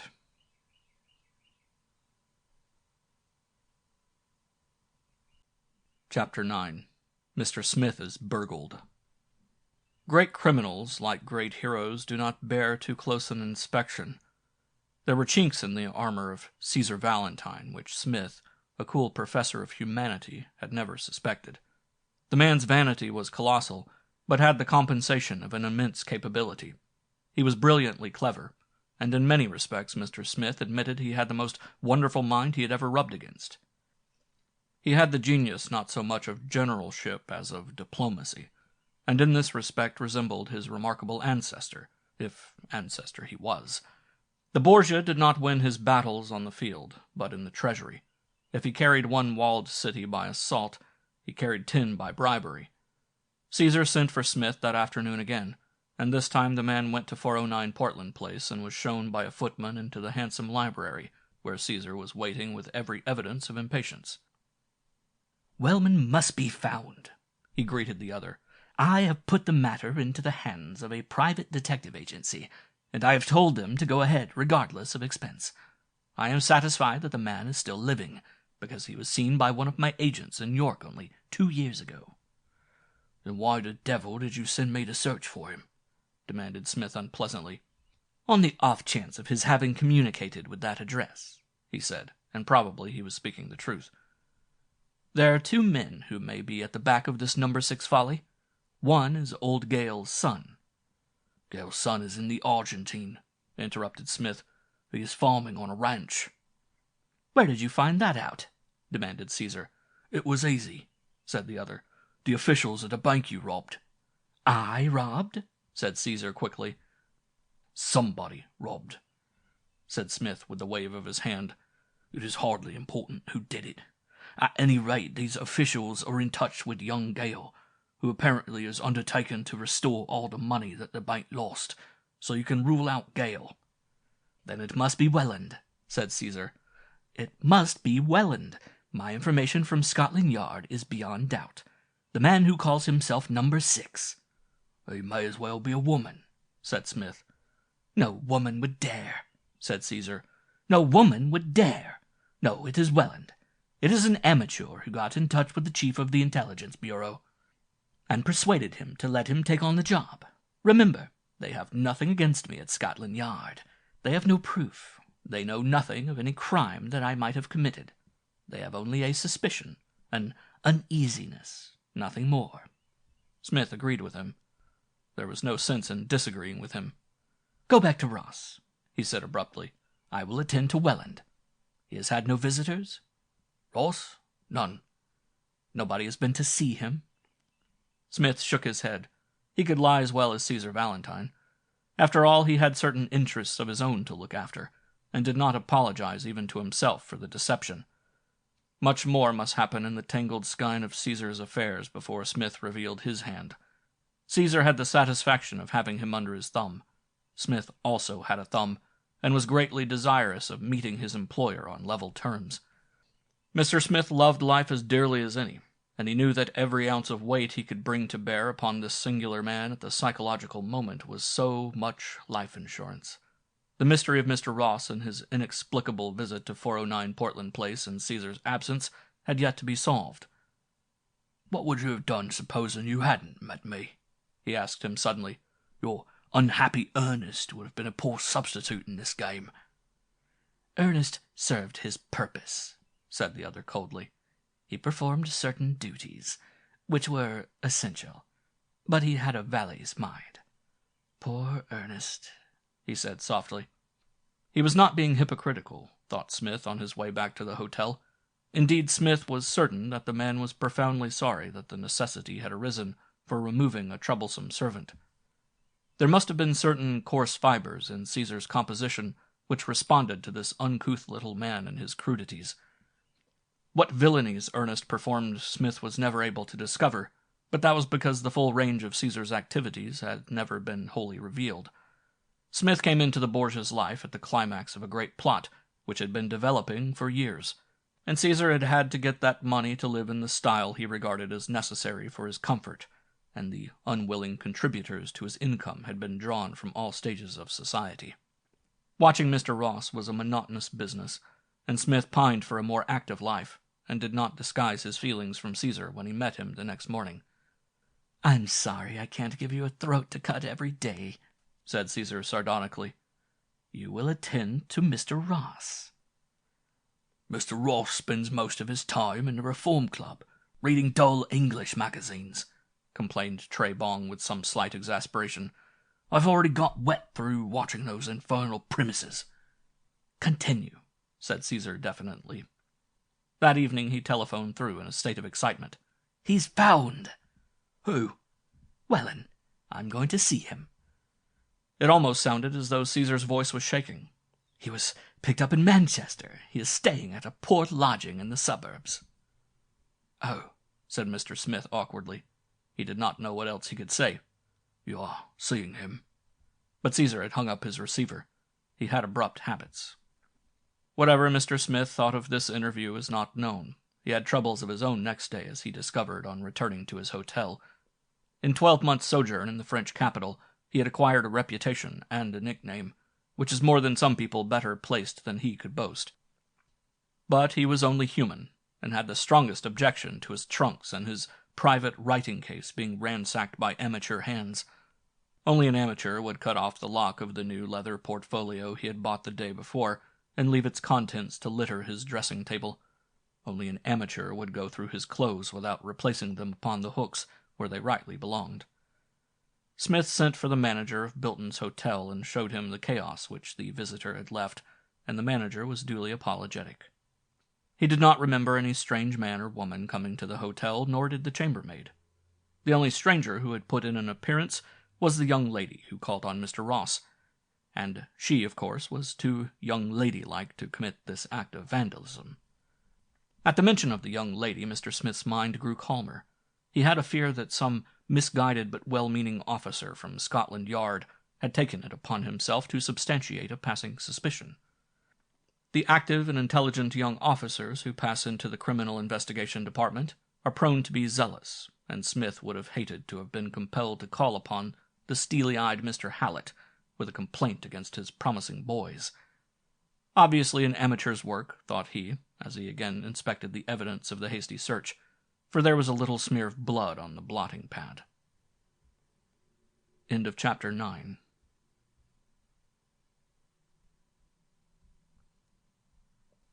Chapter 10. The Lady Who Modeled.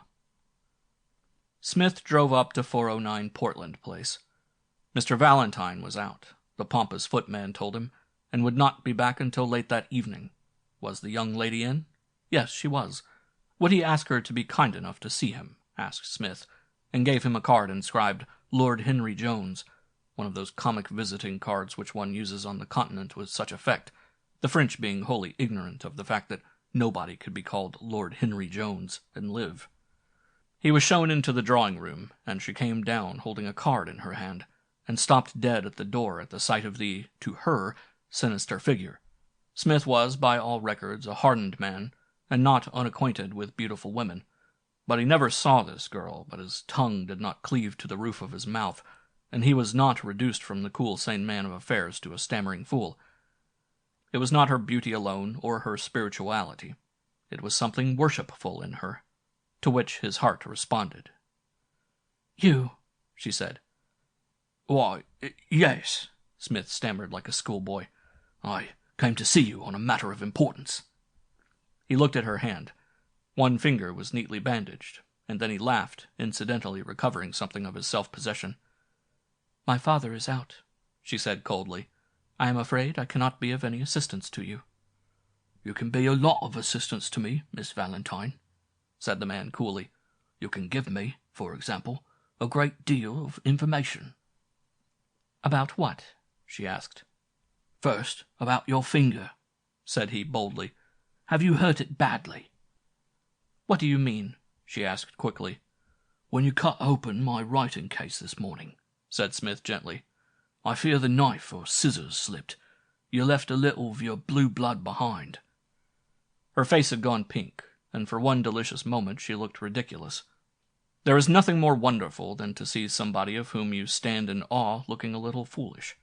She was wise enough not to attempt to reply. "Won't you ask me to sit down?" asked Smith. She waved her hand to a chair. "What did you expect to find in my writing case?" he rallied her. "Evidence of my excessive criminality?" "I have that," she said. "You seem to forget that I was on the Quai de Fleur that night." She did not say what night, but it was not necessary to ask her for an explanation. What Smith marveled at was her extraordinary coolness. She did not tremble, she who had witnessed what must have been, to her, a terrible crime. She spoke as coolly of that night as though she had been a participant rather than a horrified spectator. "Yes, I remember," said Smith. "Curiously enough, I always remember things like that." But sarcasm was wasted on her. "You'll have some tea now that you're here, Mr. Smith? I take tea very early." Smith nodded. He was prepared to drink tea, or something more noxious, so that it was delivered to him by her hand. Into such a condition had this man fallen. She rang a bell and then came back to her chair and looked across at him with a little smile in her eyes. "So you think I'm a burglar, Mr. Smith?" she said. I don't think you're anything of the sort," stammered Smith. "The fact is, I thought possibly your father had told you to come." He floundered helplessly. "We are a queer lot of people, aren't we?" she said unexpectedly. "My father, you, and I." "And Mr. Ross," added Smith softly, and she looked at him for a moment startled. "Of course," she said quickly. "Mr. Ross. Mr. Valentine put you in the next room to him to watch him, didn't he?" She was a most disconcerting person, and again Tray-Bong Smith was embarrassed. He had long before discovered that the best way to get out of an embarrassing situation is to return the embarrassment. "I don't know that it is necessary for me to watch Mr. Ross on behalf of your father," he drawled, "especially when he can sit at home and watch him." "What do you mean?" she asked quickly. "I thought Mr. Ross was a visitor to this house," said Smith innocently. "A visitor?" Her eyes were fixed on his, and then suddenly he saw a light dawn, and her face went pink. For a second or two she controlled the laughter which was bubbling at her lips, and then she fell back in the chair and laughed long and musically. "How wonderful!" she said. "Mr. Ross here, and did you see him come?" "I did," said Smith boldly. "And did you see him go?" "I didn't see him go," admitted the other. "Oh, but you should have done," she said with mock seriousness. "You should have seen him home and tucked him into bed. Isn't that what you're paid for?" Smith winced under the scarcely veiled scorn in the tone. Or was it good-humored malice? "So you saw Mr. Ross come here," she said after a while. "And did you tell my father?" "No, of course you didn't." Smith shook his head. "I told him nothing." And she looked at him queerly. At that moment a footman brought in a silver tea-tray and set the table, and further conversation was impossible.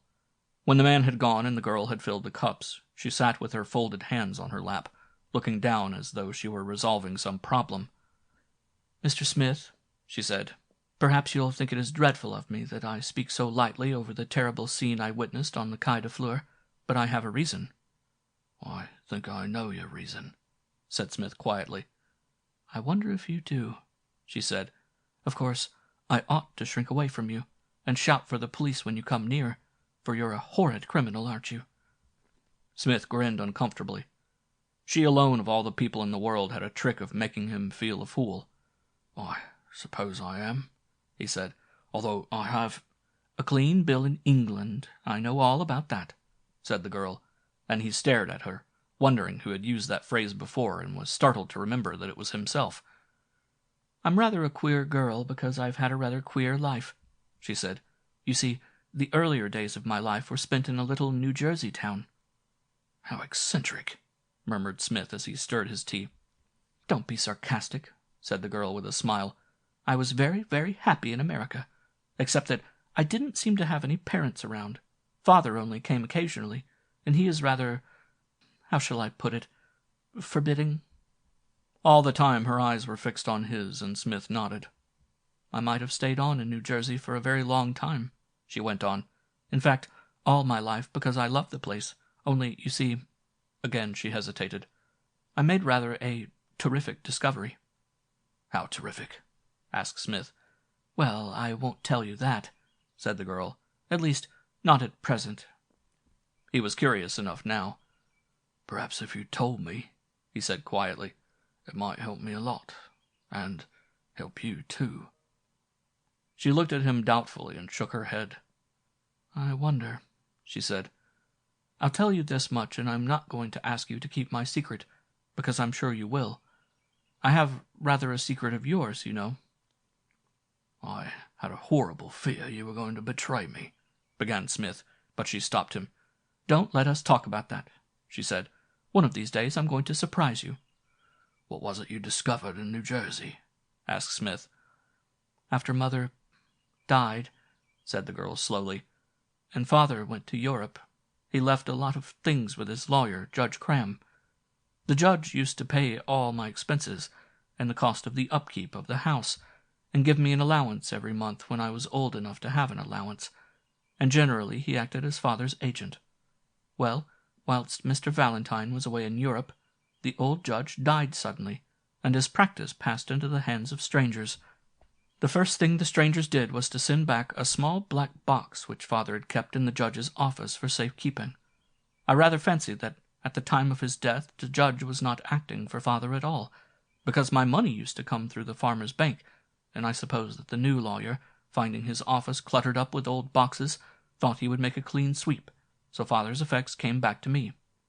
I hadn't the slightest idea as to what I should do with it until Mrs. Temple, the lady who was looking after me, suggested that I should send it to him in Europe by registered post. Of course, I couldn't send a big heavy box, so I tried to find a key which would fit the lock, and after a while found one. The box was full of papers, all tied neatly into bundles, except for a few loose documents and photographs. I took them out, addressed a big envelope, and sent it to Father, and it was whilst I was going over the loose papers that I saw something which decided me to come to Europe. Father had often asked me to come, though I don't think he seriously meant me to leave America. But now I made up my mind." "How long ago was this?" asked Smith quietly. 2 years ago," replied Stephanie. "And you came to Europe?" She nodded. "Your father knew?"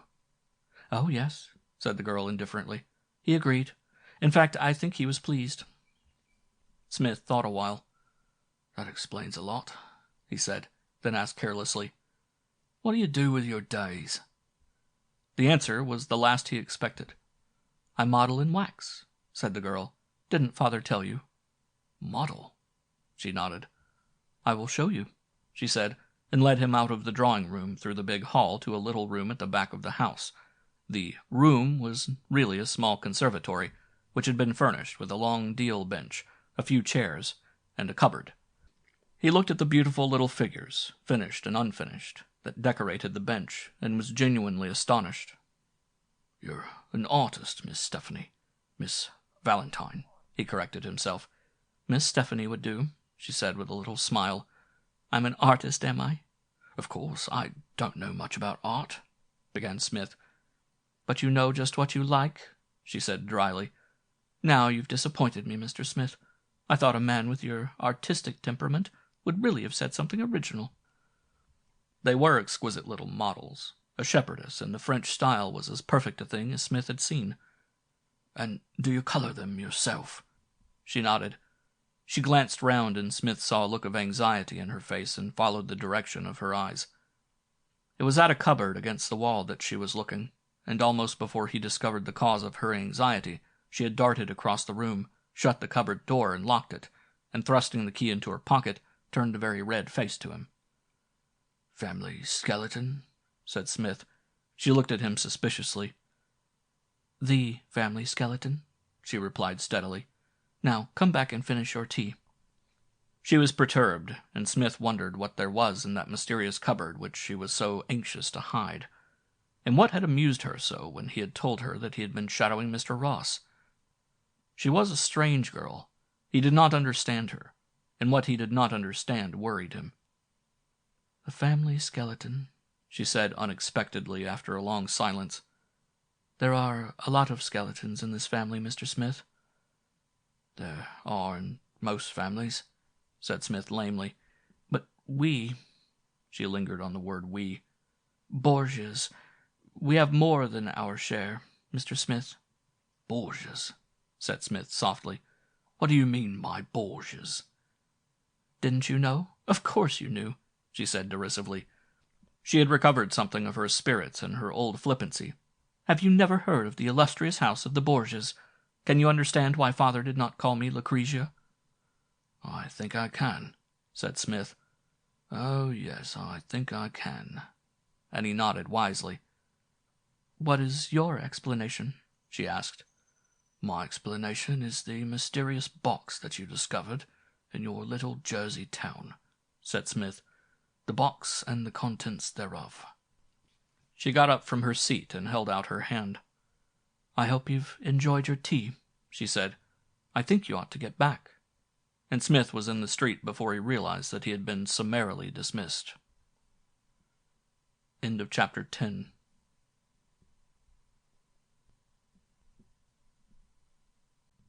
Chapter 11. John Welland. On the morning of this interview, a warder opened the cell door in Strangeways jail and woke John Welland from a troublous sleep.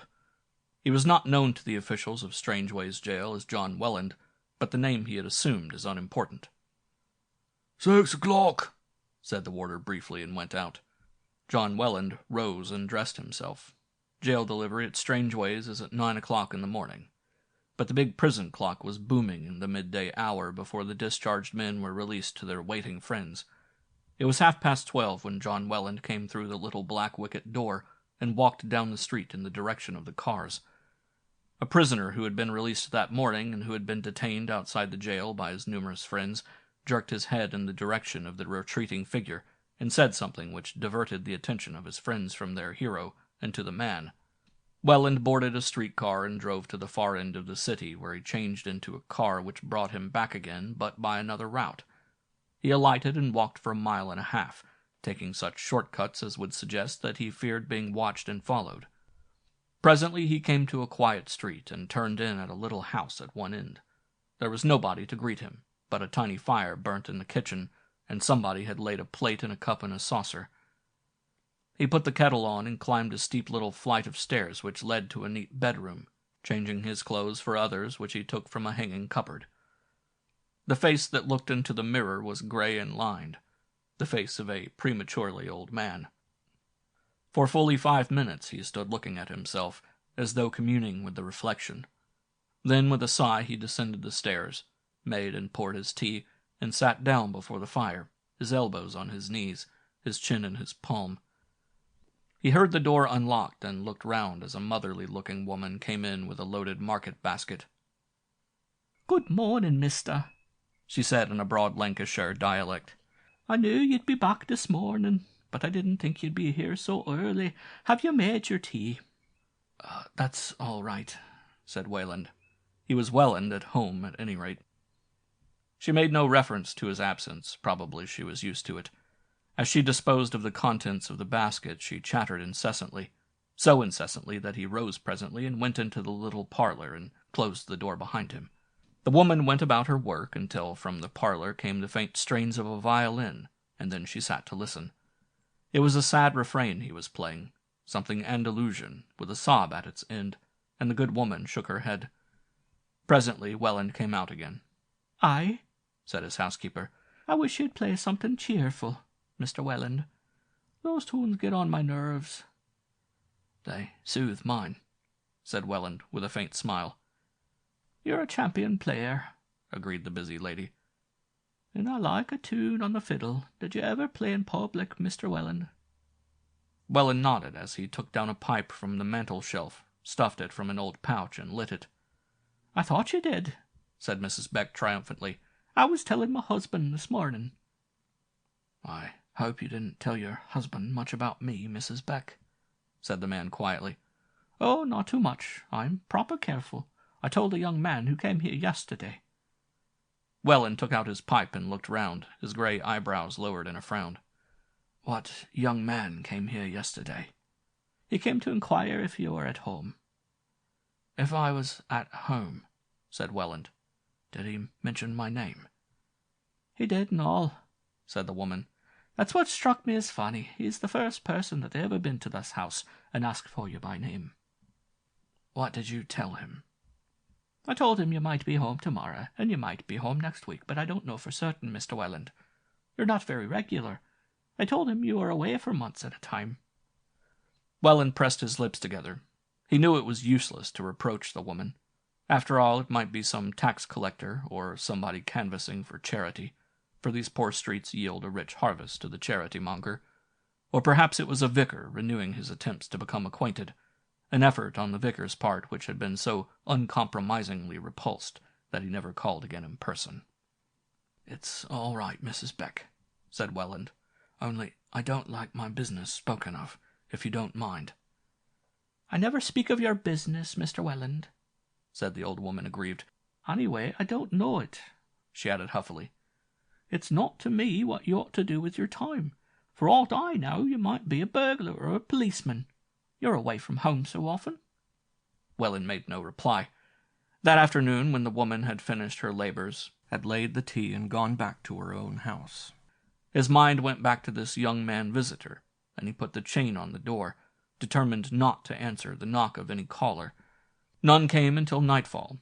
He was sitting in his parlor with drawn blinds, reading by the light of an oil lamp when he heard a tap-tap on his door. He put down the book and listened. Presently it came again. Tap-tap. In this tiny house, the front door was within a half-dozen feet of where he sat, and he walked out into the narrow passage. Again came the knock. It sounded as though somebody was tapping on the door with the head of a stick. "Who is that?" asked Welland. "Let me in," said a muffled voice. "I want to see you, Welland." "Who are you?" "Let me in," was the reply, and John Welland recognized the voice, and his face went white as death. For a moment his head swam, and he had to hold on to the wall for support. Then after a while he steadied his nerves, but his hands were trembling when he flung back the catch of the chain and threw the door open wide. The night was dark, for the moon had not risen, and he could only see the tall figure standing on the flagged path outside as an indistinct mass. "Come in," he said. He had secured control of his voice. "Do you know me?" asked the visitor. "I know you," said John Welland, and every word was an effort. "You are Caesar Valentine." He led the way into the parlor, and Caesar followed, and so they stood for a breathing space, one on each side of a little circular table on which the oil lamp burnt, the tall man towering above his enemy, Welland watching him with eyes that burnt. "What do you want?" It was Welland who spoke first. "I want to see you on an important matter," said Caesar coolly. "Where is my wife?" asked Welland, breathing heavily. Caesar shrugged his broad shoulders. "Your wife is dead," he said. "You know that." "Where is my child?"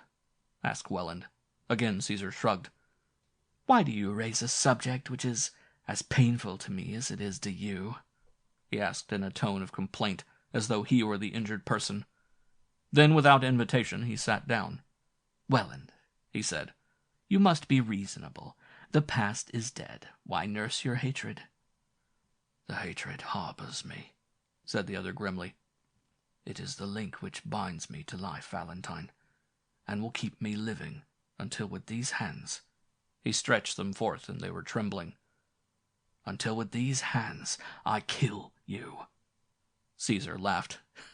"Melodrama," he scoffed. "You will kill me? Well, here I am. Kill, my friend. Have you no gun or knife? Are you afraid? You who threatened to kill and who have held this threat over my head all this time. Now is your opportunity."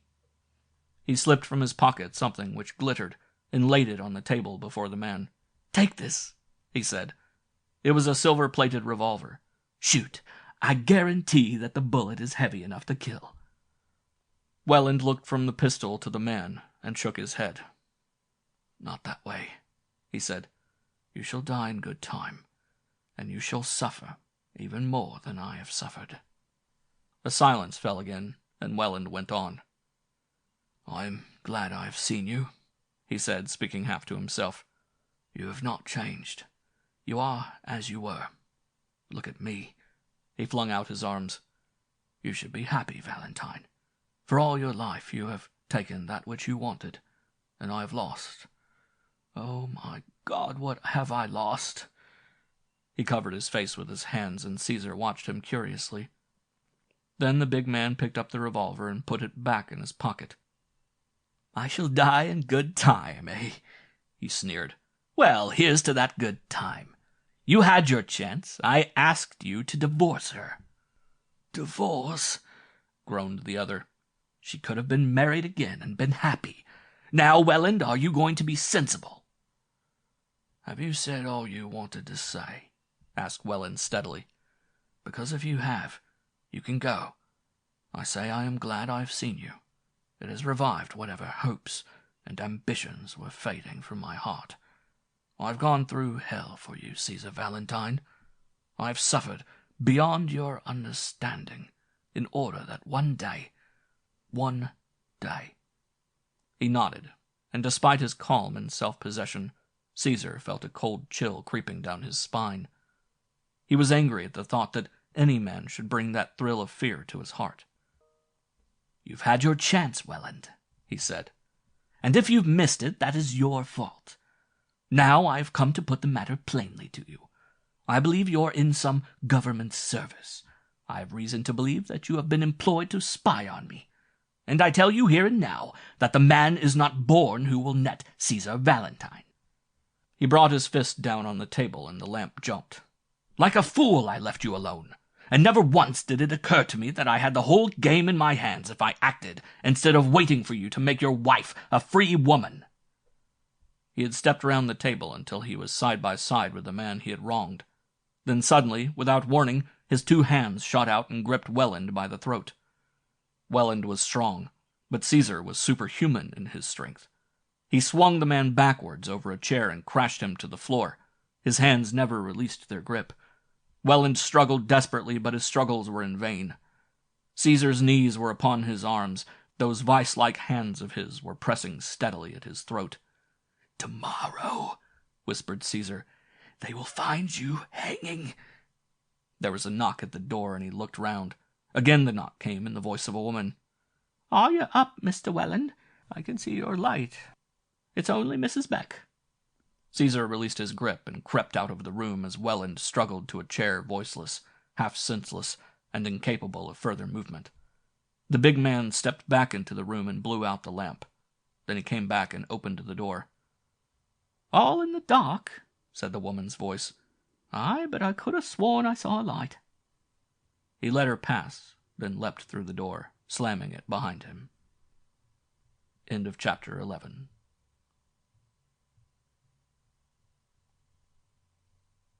Chapter 12. The Mysterious Mr. Ross. "You look as if you've had a bad night, my friend," said Mr. Tray-Bong Smith. "A bad night?" said Caesar absently. Oh, yes, I didn't get back to town until late." "Did you see your Mr. Welland?" Caesar did not reply. "I gather you did," said Smith, "and that the interview is one you don't care to think about." Caesar nodded.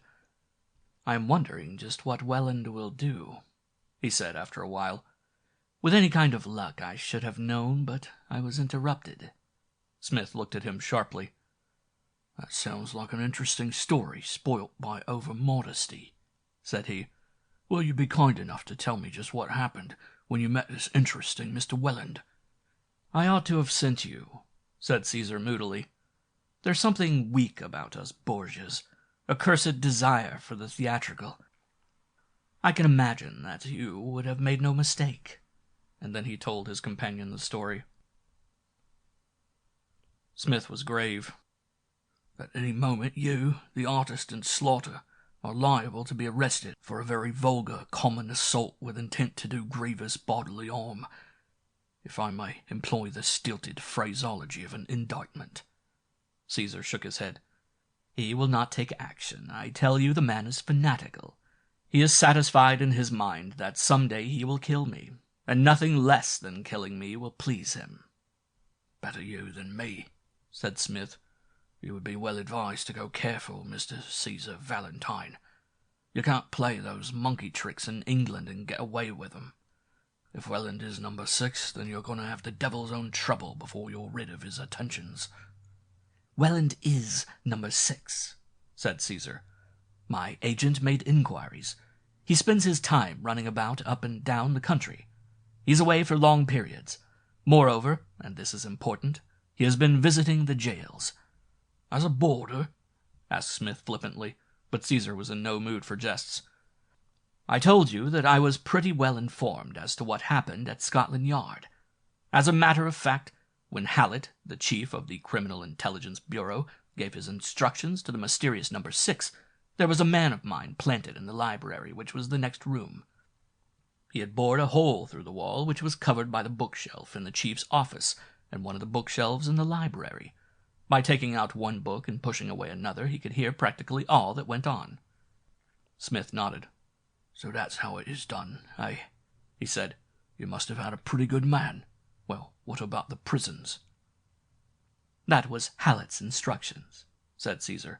"He told this man, or this woman, that he or she had the entree to all the prisons. He was under the impression that I had friends or confederates who might be undergoing terms of imprisonment." "Rather a stupid idea," said Smith. "You're not likely to have jailbirds as your accomplices." "I have you," answered Cæsar, a little tactlessly, Smith thought. But the man from Chiso's laughed. "I've never been in prison yet," he said. "So you think that Welland is No. 6? he asked. "Because you've traced him to a few of His Majesty's jails." "Isn't he the kind of man who'd take this job on? Didn't Hallet say that his agent was an amateur? All the evidence points to Welland." He paced up and down his library, his hands behind him, a considerably ruffled man. Smith had come to Portland Place before breakfast that morning rather in the hope of seeing the girl than of interviewing Cæsar. "Where's Welland now?" asked Smith. "In Lancashire, I suppose," he began, and then stopped dead and looked down at his blotting pad. "I didn't see that before." "What?" asked Smith. Cæsar took the envelope from his writing table. It was sealed and addressed, as was the letter he had found at his feet in Green Park. He tore it open and read the typewritten message aloud. "Cæsar, you are but mortal. Remember No. 6. He stared at the paper stupidly, then sank down heavily into his chair. "I think," said Smith to himself, "our Cæsar is afraid." Cæsar's prediction was fulfilled. Welland took no action, though for days Mr. Smith was in such a state of apprehension that he twice mislaid the millionaire to watch whose comings and goings was his duty. In that period 2 things occurred which worried him. The first was the absence from town of Stephanie. Cæsar mentioned casually that she had gone up to Scotland for a couple of days, and seemed on the whole relieved by her absence. And then Mr. Ross confined himself to his room, and refused to come out, and he watched. That did not worry Smith greatly, except that he thought it was extraordinary. On the evening of the second day, the mystery of Mr. Ross deepened. Smith had been unaccountably sleepy through his dinner, and went upstairs to his room to lie down. He was lying on his bed, half asleep, when he heard the handle of his door turned, and presently somebody came in, and after a moment's hesitation switched on the light. In the second of time between the switching on of the light and its extinguishment, he caught a glimpse of old Ross in a dressing gown, just a momentary glimpse, and then the light was snapped out. There was a patter of feet, and the old man's door closed with a slam, and Smith heard the key turned in the lock. That in itself was remarkable. That the man he had been set to watch should be watching him and taking advantage of his absence, as he had evidently thought, should have entered the room, was astounding. Smith was quite awake now, and walked down the corridor, inspecting the door, wondering in his mind what excuse he could find for knocking and interviewing his neighbor. He thought better of it, and went downstairs into the hall, and there he found waiting for him the shock of his life, for standing near the reception desk was Mr. Ross, wearing a heavy ulster and a cloth cap, which gave his queer old face an odd appearance. Smith stared as the old man shuffled across to the elevator and was whisked up to his floor. "Where did Mr. Ross come from?" he asked. "I don't know, sir," said the clerk, shaking his head. "I thought he was in his room. He hadn't been out of his room all day, and I certainly didn't see him go through the vestibule." Said Smith. He was waiting in the hall, undecided as to what he should do, when piquancy was added to the situation by the arrival of a small page boy, who requested him to go to Mr. Ross's room. Tray-Bong Smith followed the diminutive messenger, and was ushered into the bedroom where Mr. Ross was waiting in the identical dressing gown he had worn when he had stepped into Smith's room. "I owe you an apology, Mr. Smith," growled the old man. "Won't you sit down?" Smith obeyed. "I'm afraid I've been wandering rather restlessly about the hotel of late, and I made a mistake and stepped into your room about half an hour ago." "Yes," said Smith, "and then you made a mistake and stepped into the hall, dressing yourself en route." The old man's grim face relaxed in a smile. "You're very observant, Mr. Smith," he said. "What a wonderful detective you would have made." Was he being sarcastic? Smith rather thought he was. He wondered at first why the old man had sent for him, but the soft sound of footsteps on the carpet outside the door reached his ears, and he wondered no longer. Of course, the old man had brought him to the bedroom, whilst his double was escaping from the sitting-room. End of chapter 12.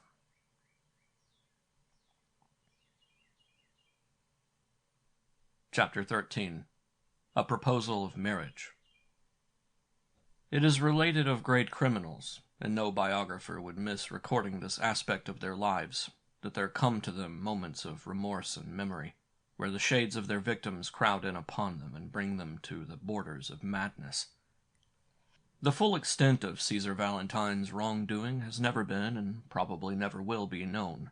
But it is certain that were he given to sentimental reminiscences, and did he allow his mind to dwell upon the past, there would be memories enough and to spare to trouble his nights.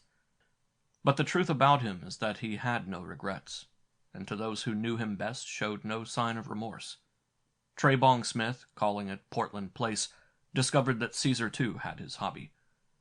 When Smith was shown into the library, he found Cæsar sitting at his table polishing something vigorously. There were 2 little marble molds before him, and in one of these was a circular brown object to which from time to time Cæsar applied a coat of amber-colored varnish. "What on earth is that?" asked Smith. "What does it look like?" said Cæsar without looking up. "It looks for all the world like a button." "And that's just what it is," said Caesar Valentine cheerfully. "You never suspected me of being a button-maker." Smith looked closer and found that the other had spoken the truth. It was a button, a very commonplace, bone-looking button, and when Cæsar had prized it out of the mold and turned it over and over on his hand admiringly, he placed it on a sheet of paper and put the paper on the mantel-shelf. "A new process," said Cæsar carelessly. "There might be a lot of money in this." "You're a weird devil," said Smith. "I hardly know what to make of you." Cæsar smiled as he collected the molds and the other implements he had been employing and put them in a drawer of his desk. "I know somebody who doesn't know what to make of you," he said. "Who's that?" asked Smith quickly. "A hard-faced gentleman named Steele. I believe he is a detective sergeant at Scotland Yard. He has been watching you. I suppose you know that?" "I was not aware of it," said Smith, and Cæsar laughed at his discomfiture. "If you walk into the drawing-room and look through the window, you will see him standing on the opposite side of the road," he said. Smith went out of the room and returned presently. "You're right," said he. "I suppose that's Steele. I don't know the gentleman." "Make yourself comfortable, Smith," said Cæsar, dismissing the detective with a characteristic gesture. "I'm going to put a proposal up to you." "That's interesting. Is there money in it?" Cæsar nodded. "A great deal of money in it," he said, "for you and for me. I want you to marry Stephanie." Smith half rose from his chair in astonishment. "Marry Stephanie?" he said incredulously. "Your daughter?" Cæsar nodded. "I want you to marry Stephanie," he said. "That is why I attached you to my entourage. You don't suppose I wanted to hire an assassin to settle my feuds, do you?" Smith was silent. "I watched you for a long time in Paris," said Cæsar. "You are the kind of man that I'd been looking for a year. You're educated, you're once a gentleman, you have a manner, and to my surprise I found Stephanie speaking quite approvingly of you." "As a possible husband?" asked Smith dryly. The other shook his head. "I didn't discuss you in that aspect," he said. Smith's heart was beating rapidly. He had to exercise all his powers to keep his face expressionless. Stephanie. It was incredible, and in some respects terrible. "I suppose you're not married already?" asked Cæsar, and Smith shook his head. "That, of course, would have complicated matters," nodded Cæsar. "As things stand now, the matter is easy." He pulled open a drawer and took out a paper, handing it to the other. This is an agreement, you will observe, as between you and me, that in the event of your wife inheriting a fortune, you will deliver to me 1/2 of your share." It required all Smith's self-control to keep his voice steady. "Suppose my wife does not agree?" he asked. "That will be settled before your marriage," said Cæsar. "She will sign a document undertaking to place 3/4 of her inheritance in your hands." Smith laughed, a helpless, irritating laugh. "You're taking a lot for granted," he said. "Stephanie will agree," replied Cæsar, and pushed a bell on his table. A servant came in. "Ask Miss Valentine to come to the library," he said. "What are you going to do?" demanded the agitated Smith when the man had left. "You're not going to ask her now?" "Wait," said Cæsar. "But—" "Wait," said Cæsar sharply. The girl came in and nodded to Tray-Bong Smith and looked inquiringly at her father. "Stephanie, I have just designed your future," said Valentine. She did not reply, but her eyes never left his face. "I have decided," said Cæsar, leaning back in his chair and putting his fingertips together, "that you shall marry my friend Mr. Smith." The girl's mouth opened in an O of astonishment as she looked from Cæsar to the awkward young man who stood crumbling his soft hat in his hand. Smith expected an outburst and a refusal. He might have expected tears. He certainly did not anticipate the course of the conversation which followed. The girl had gone white. She was surprised but not horrified. "Yes, father," she said meekly. "I wish the wedding to take place next week," Cæsar went on. "I can give you a generous allowance, and at my death you will inherit a considerable amount of property." "Yes, father," she said again. "I shall require of you that you will sign an agreement with your future husband." Smith stood on one foot in his embarrassment. "That 3/4 of the money which you may inherit from me or from anybody else will be assigned to him." The girl looked at Smith, a long scrutinizing glance which he could not meet. "Is Mr. Smith willing?" she asked quietly. "Quite willing," replied her father. "You understand, Stephanie?" She nodded. "Is that all?" she asked. "That is all," said Cæsar, and with a gracious smile dismissed her. Smith sat there spellbound, incapable of speech, and Cæsar looked at him curiously with a cynical little smile on his handsome face. "Well, Smith," he said, "you seem to be somewhat overcome." Smith licked his dry lips. "Do you know what you have done?" he asked. "I think so," said Cæsar coolly. "I have given you a very charming wife." "You have engaged your daughter to a man like me." There was something in his tone which led Cæsar to scrutinize him more keenly. "What is the matter?" he asked. "Are you suffering from a conscience?" "My conscience has never troubled me very much," replied Smith, shaking his head. "And to ease your mind, I can tell you that I do not intend turning over a new leaf. No, what puzzles me is your condition of mind." "I assure you 'tis normal," replied Cæsar. There was a faint click, and he looked round. Near the fireplace was a small polished wooden box with 2 apertures. Behind one of these a little red disc had fallen. "What is that?" asked Smith. "That is my detector," smiled Cæsar. "There are 3 telephone extensions in this house, and I had that fixed so that I might know if any of my conversations were being overheard.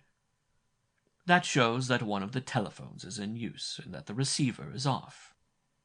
He pulled his own instrument towards him and gently released the hook, covering the transmitter with his hand. "It is sometimes useful to know what one's servants are talking about," he said, and put the receiver to his ear. Smith, watching him, saw his face harden. He did not utter a sound, but sat motionless until the little red disc disappeared.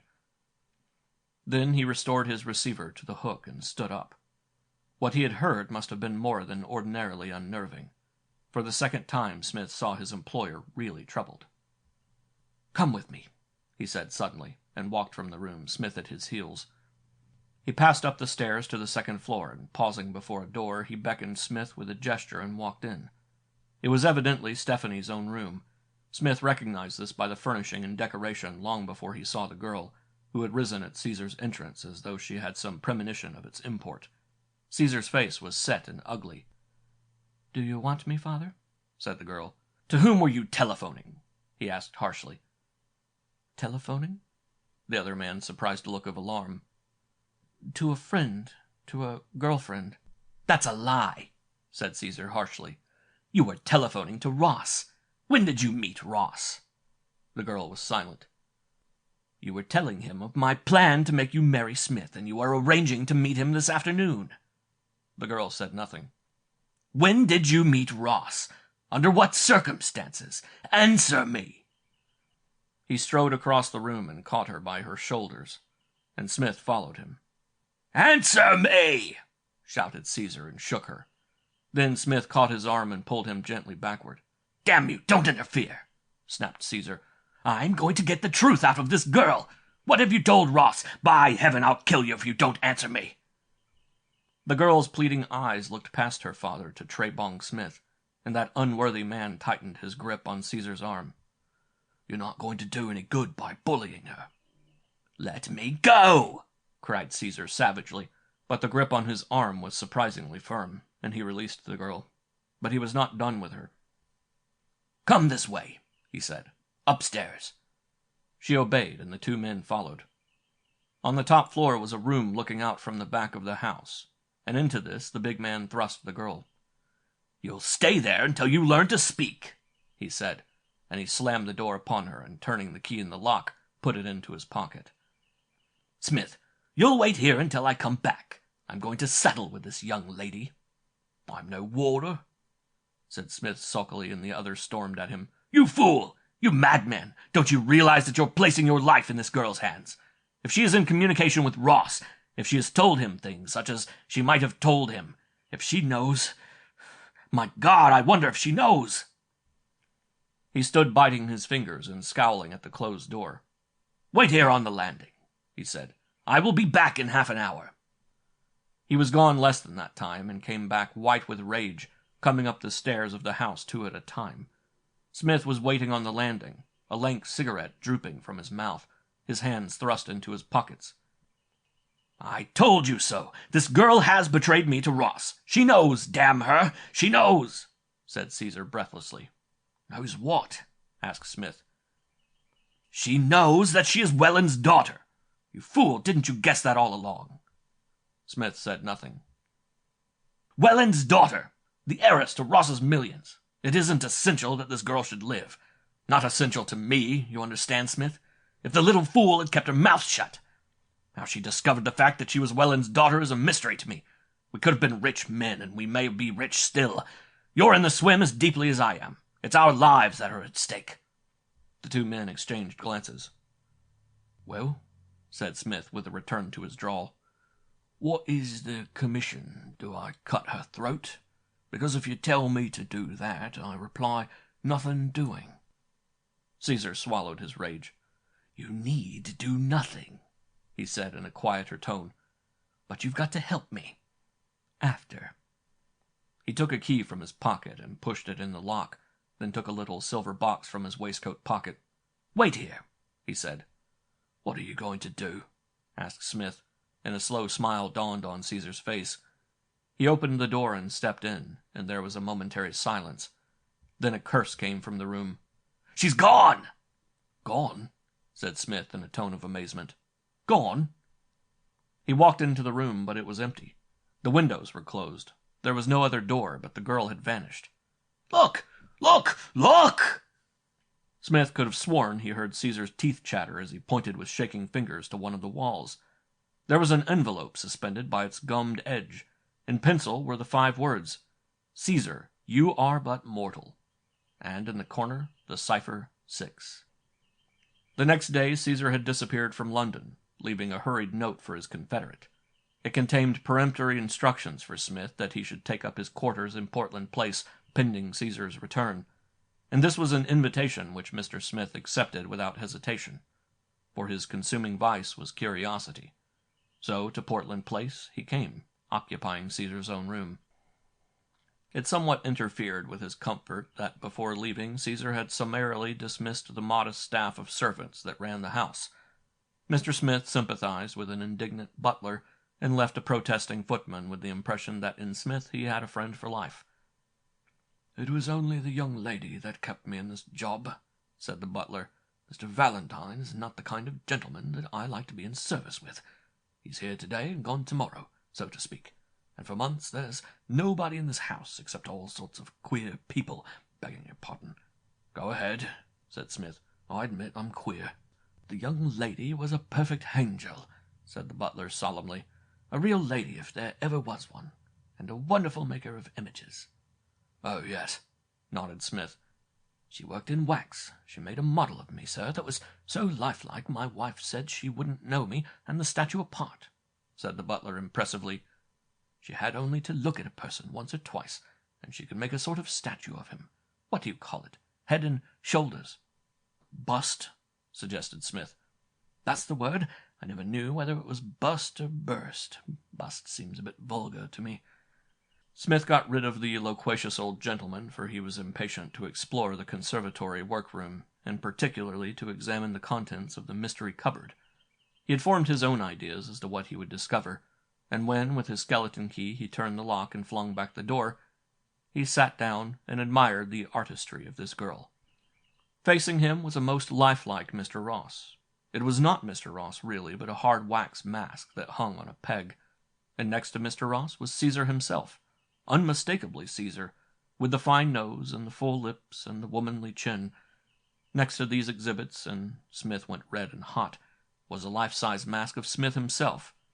He took it down, fixed it to his face, and looked at himself in a small round mirror that hung on the wall.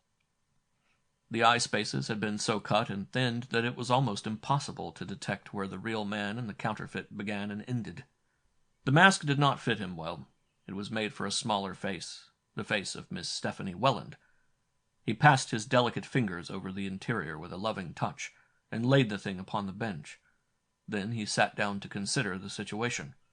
It was Stephanie who had impersonated old Mr. Ross at the hotel. Stephanie who had come in to search his room, believing he was away, and Stephanie who had made her escape by the kitchen entrance of the hotel. He had guessed all that, but he had not believed it possible that her disguise could be so perfect. So old Mr. Ross knew that she was his granddaughter, and had gone away. Where? He had been absent 2 days whilst Stephanie was impersonating him in his rooms. Smith remembered that Cæsar had told him that she had gone to Scotland. There would be little difficulty in imposing upon the servants of the hotel. Mr. Ross was a tetchy man, and the servants never went to his rooms unless they were sent for. That was one part of the mystery cleared up, at any rate. The box which Stephanie had received from the American lawyers, and which she had opened, had obviously contained particulars of her own birth. When Cæsar said that Mrs. Welland's girl had died, he had lied as surely as when he had spoken of the unfortunate wife of John Welland as being dead, for that she was the woman of the manacles, the tragic figure that crossed the midnight lawn at Maison Lafitte, Smith was certain. He sat for an hour, regarding these examples of Stephanie Welland's artistic training. Then he gathered the masks together, wrapped them in paper, and carried them to his rooms. Somehow he knew instinctively that the days of Caesar Valentine were numbered, and incidentally the days of Tray-Bong Smith. He shrugged his shoulders at the thought.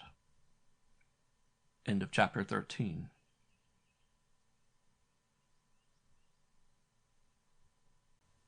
Chapter 14. The Last Coup. There is a little hotel overlooking the beauties of Babbacombe Bay in Devonshire.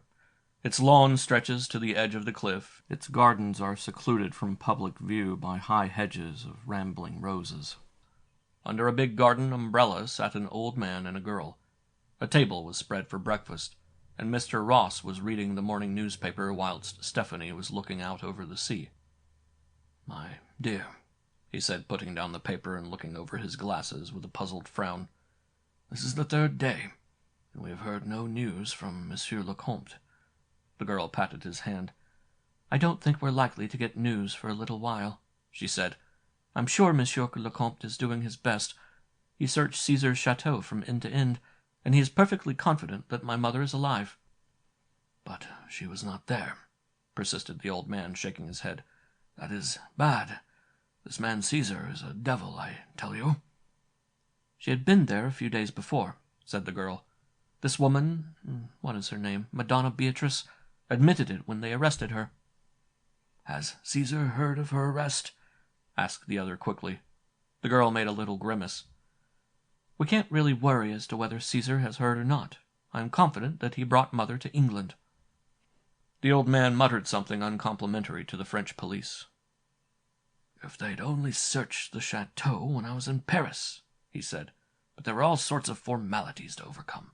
Apparently, Caesar is regarded as an American subject, and they had to consult the consulate. And then the infernal consulate had to consult somebody else to discover whether he was American or English. Who was this Madonna person?" "An old servant of the Valentines, I believe," said the girl. "We shall have him yet," muttered the old man, and took up his paper again. It was at that moment that Tray-Bong Smith made his appearance, a passable figure in grey flannels, who strolled nonchalantly across the lawn toward the group. At sight of him, the girl rose. Why, she stammered. "Who is this?" demanded Mr. Ross sharply. "Mr. Smith?" "I'm awfully sorry," said Tray-Bong Smith. "I have not the slightest intention of joining your party, but I have very specific instructions from my worthy friend, Mr. Valentine, to present myself here at 9 o'clock, and here I am." The old man scowled up at him. "And you can go as quickly as you came," he said gruffly. "We want no people of your caliber here, my friend." A car had stopped on the public road opposite the entrance to the hotel. The girl heard it and Smith heard it, but neither attached any significance to so commonplace an event. Perhaps had they seen the man and woman who alighted, or been witnesses of the menacing gesture of the man and the shrinking submission of the woman, even the venom in the old man's tone would have been unheeded. "You can go back to your employer," he snapped, "and tell him that I am afraid neither of him nor his hired cutthroats. Such men as you, enjoying all the advantages of education and birth, who descend to the level you have reached, are more contemptible in the eyes of decent men and women than the poor, wretched creatures who fill our jails." Smith smiled a little crookedly. "Your views upon my character," he drawled, "are particularly interesting. Your granddaughter will probably tell you—" And here came the grand interruption. Smith alone of the three understood just what it meant, and drew a long sighing breath as a faded woman walked haltingly towards them. "My God," he whispered. The girl was watching the intruder wonderingly. The old man still held to his scowl. The newcomer was a frail lady with an old colorless face, and the hands she put before her as she groped like a blind woman across the lawn were blue-veined and almost transparent. Then the girl screamed and flew towards her, and at her approach the woman halted and shrank back.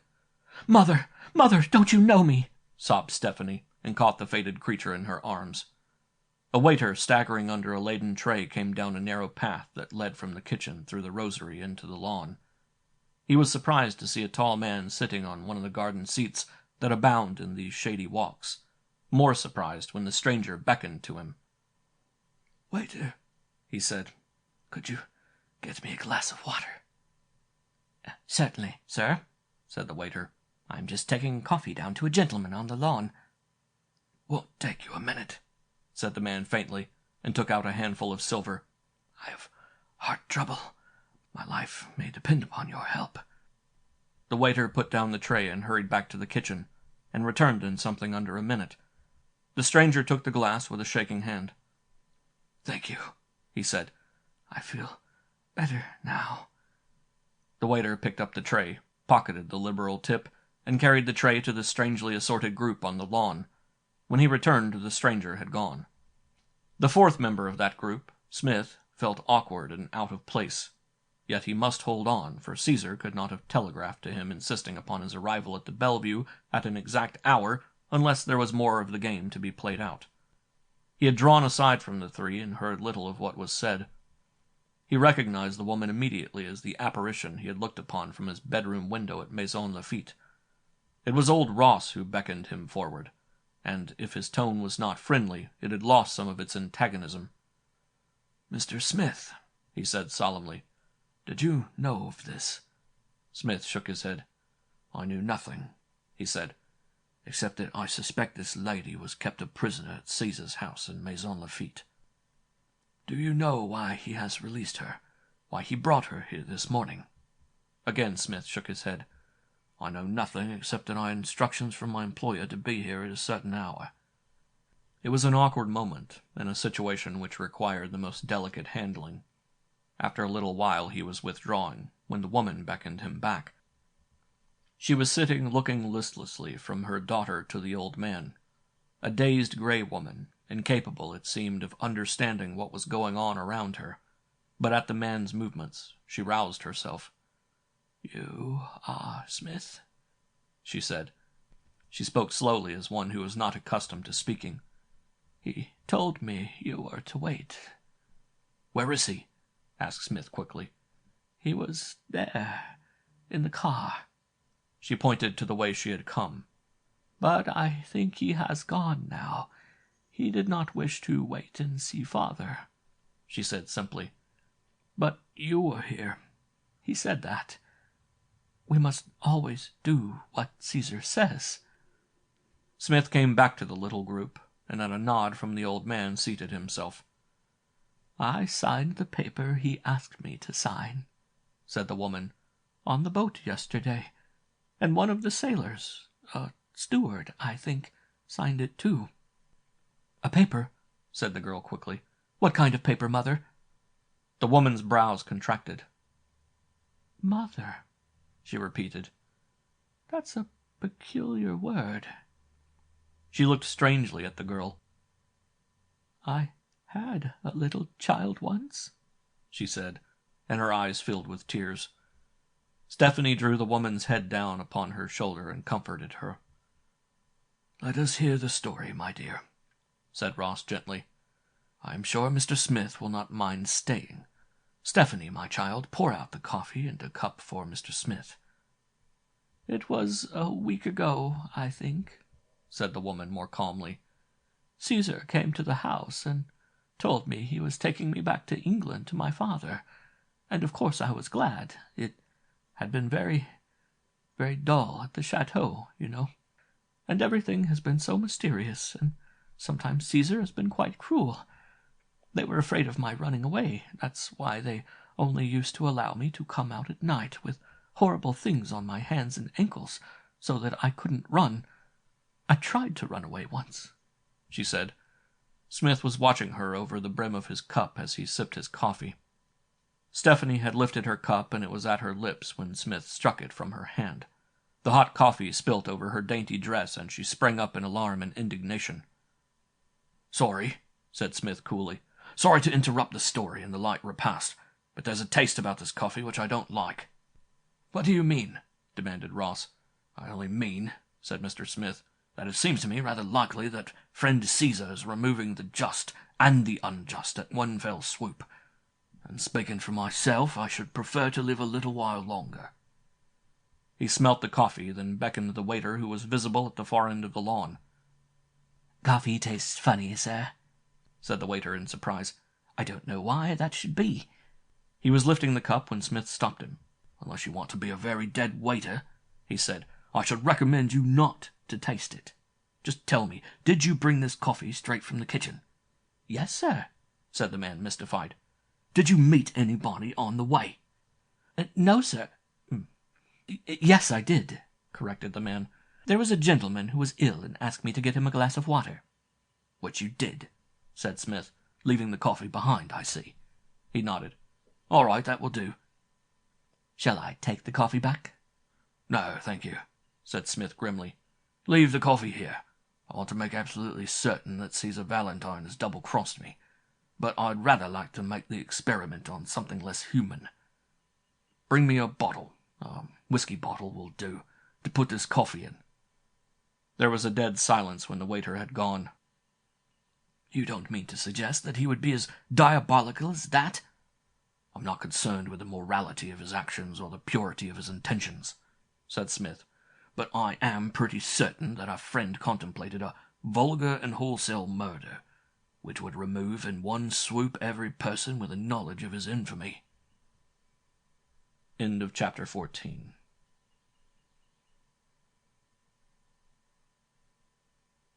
Chapter 15. The End. Caesar Valentine received the note written from Bilton's hotel and was considerably annoyed to discover that the signature was T.B. Smith. It was a note at once peremptory and reassuring, for Smith had made no reference to the deplorable happenings at Babcombe on the previous day. Caesar came to Bilton's hotel and went straight up to Smith's room. Remarkably enough, it was Ross's old room, but Caesar did not seem to notice this. Smith was sprawling in an armchair, smoking the pipe of peace. "Hello, you back?" greeted Caesar. "I expected you at Portland Place." "Shut the door and sit down," said Smith. "I'm not returning to Portland Place. I think this little caravanserai is safer." "What do you mean?" demanded Caesar with a smile. "I mean, Valentine, that you've tried to double-cross me, and it's the last time you'll do it. Now I'm talking to you as man to man, and get all that I say into your mind and memory. I came in with you on the understanding that we were going to play fair all the way round, that there were to be no mysteries and no secrets.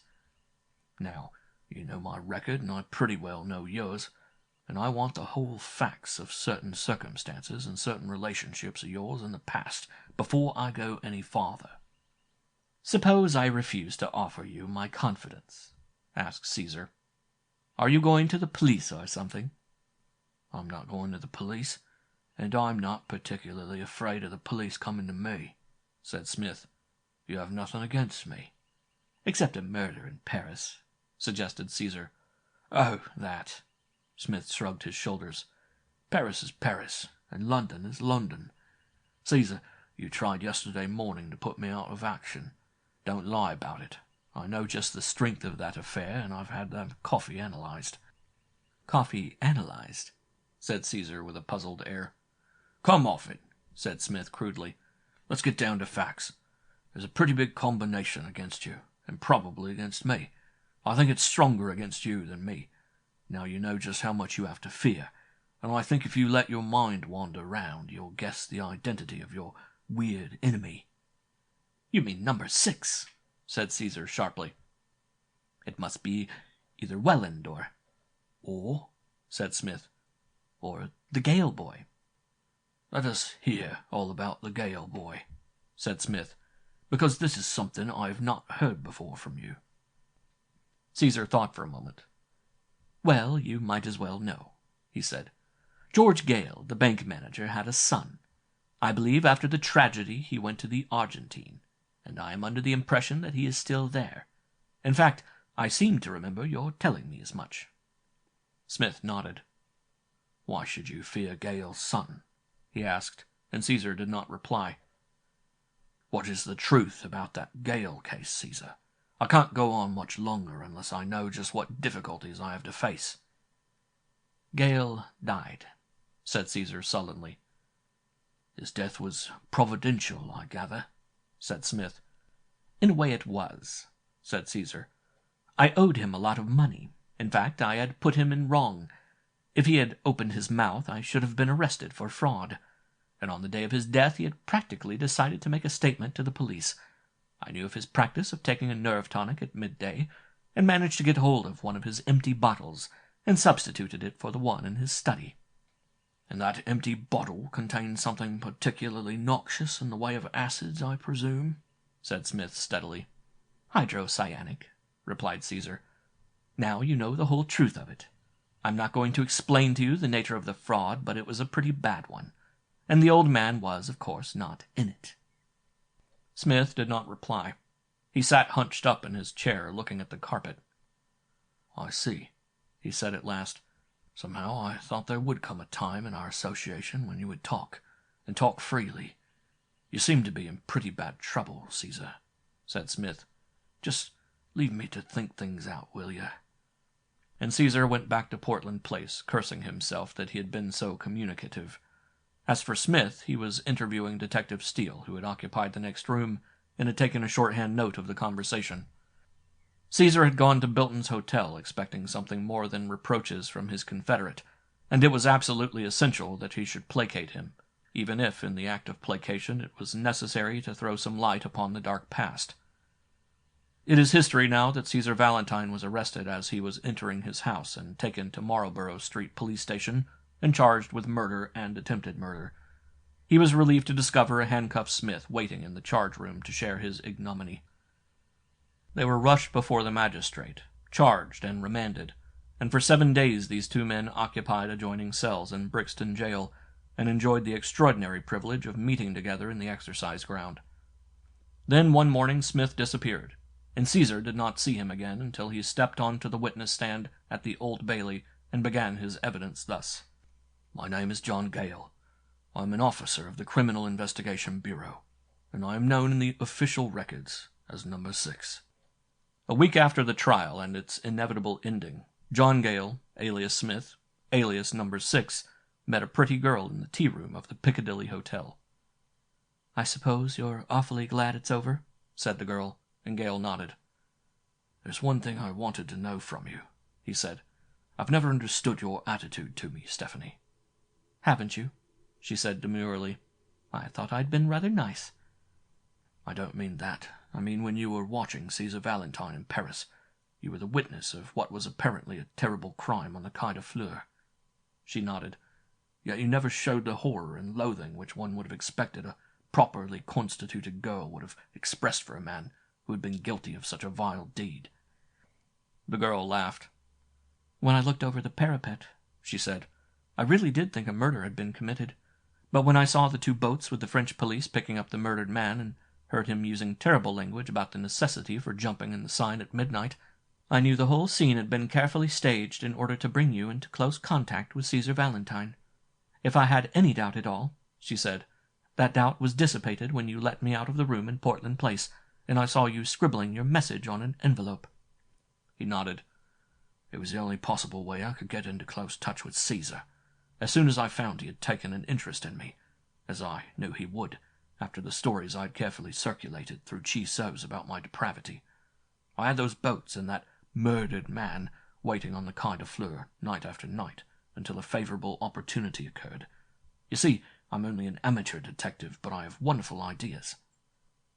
"What I admire about you," she smiled, "is your extreme modesty."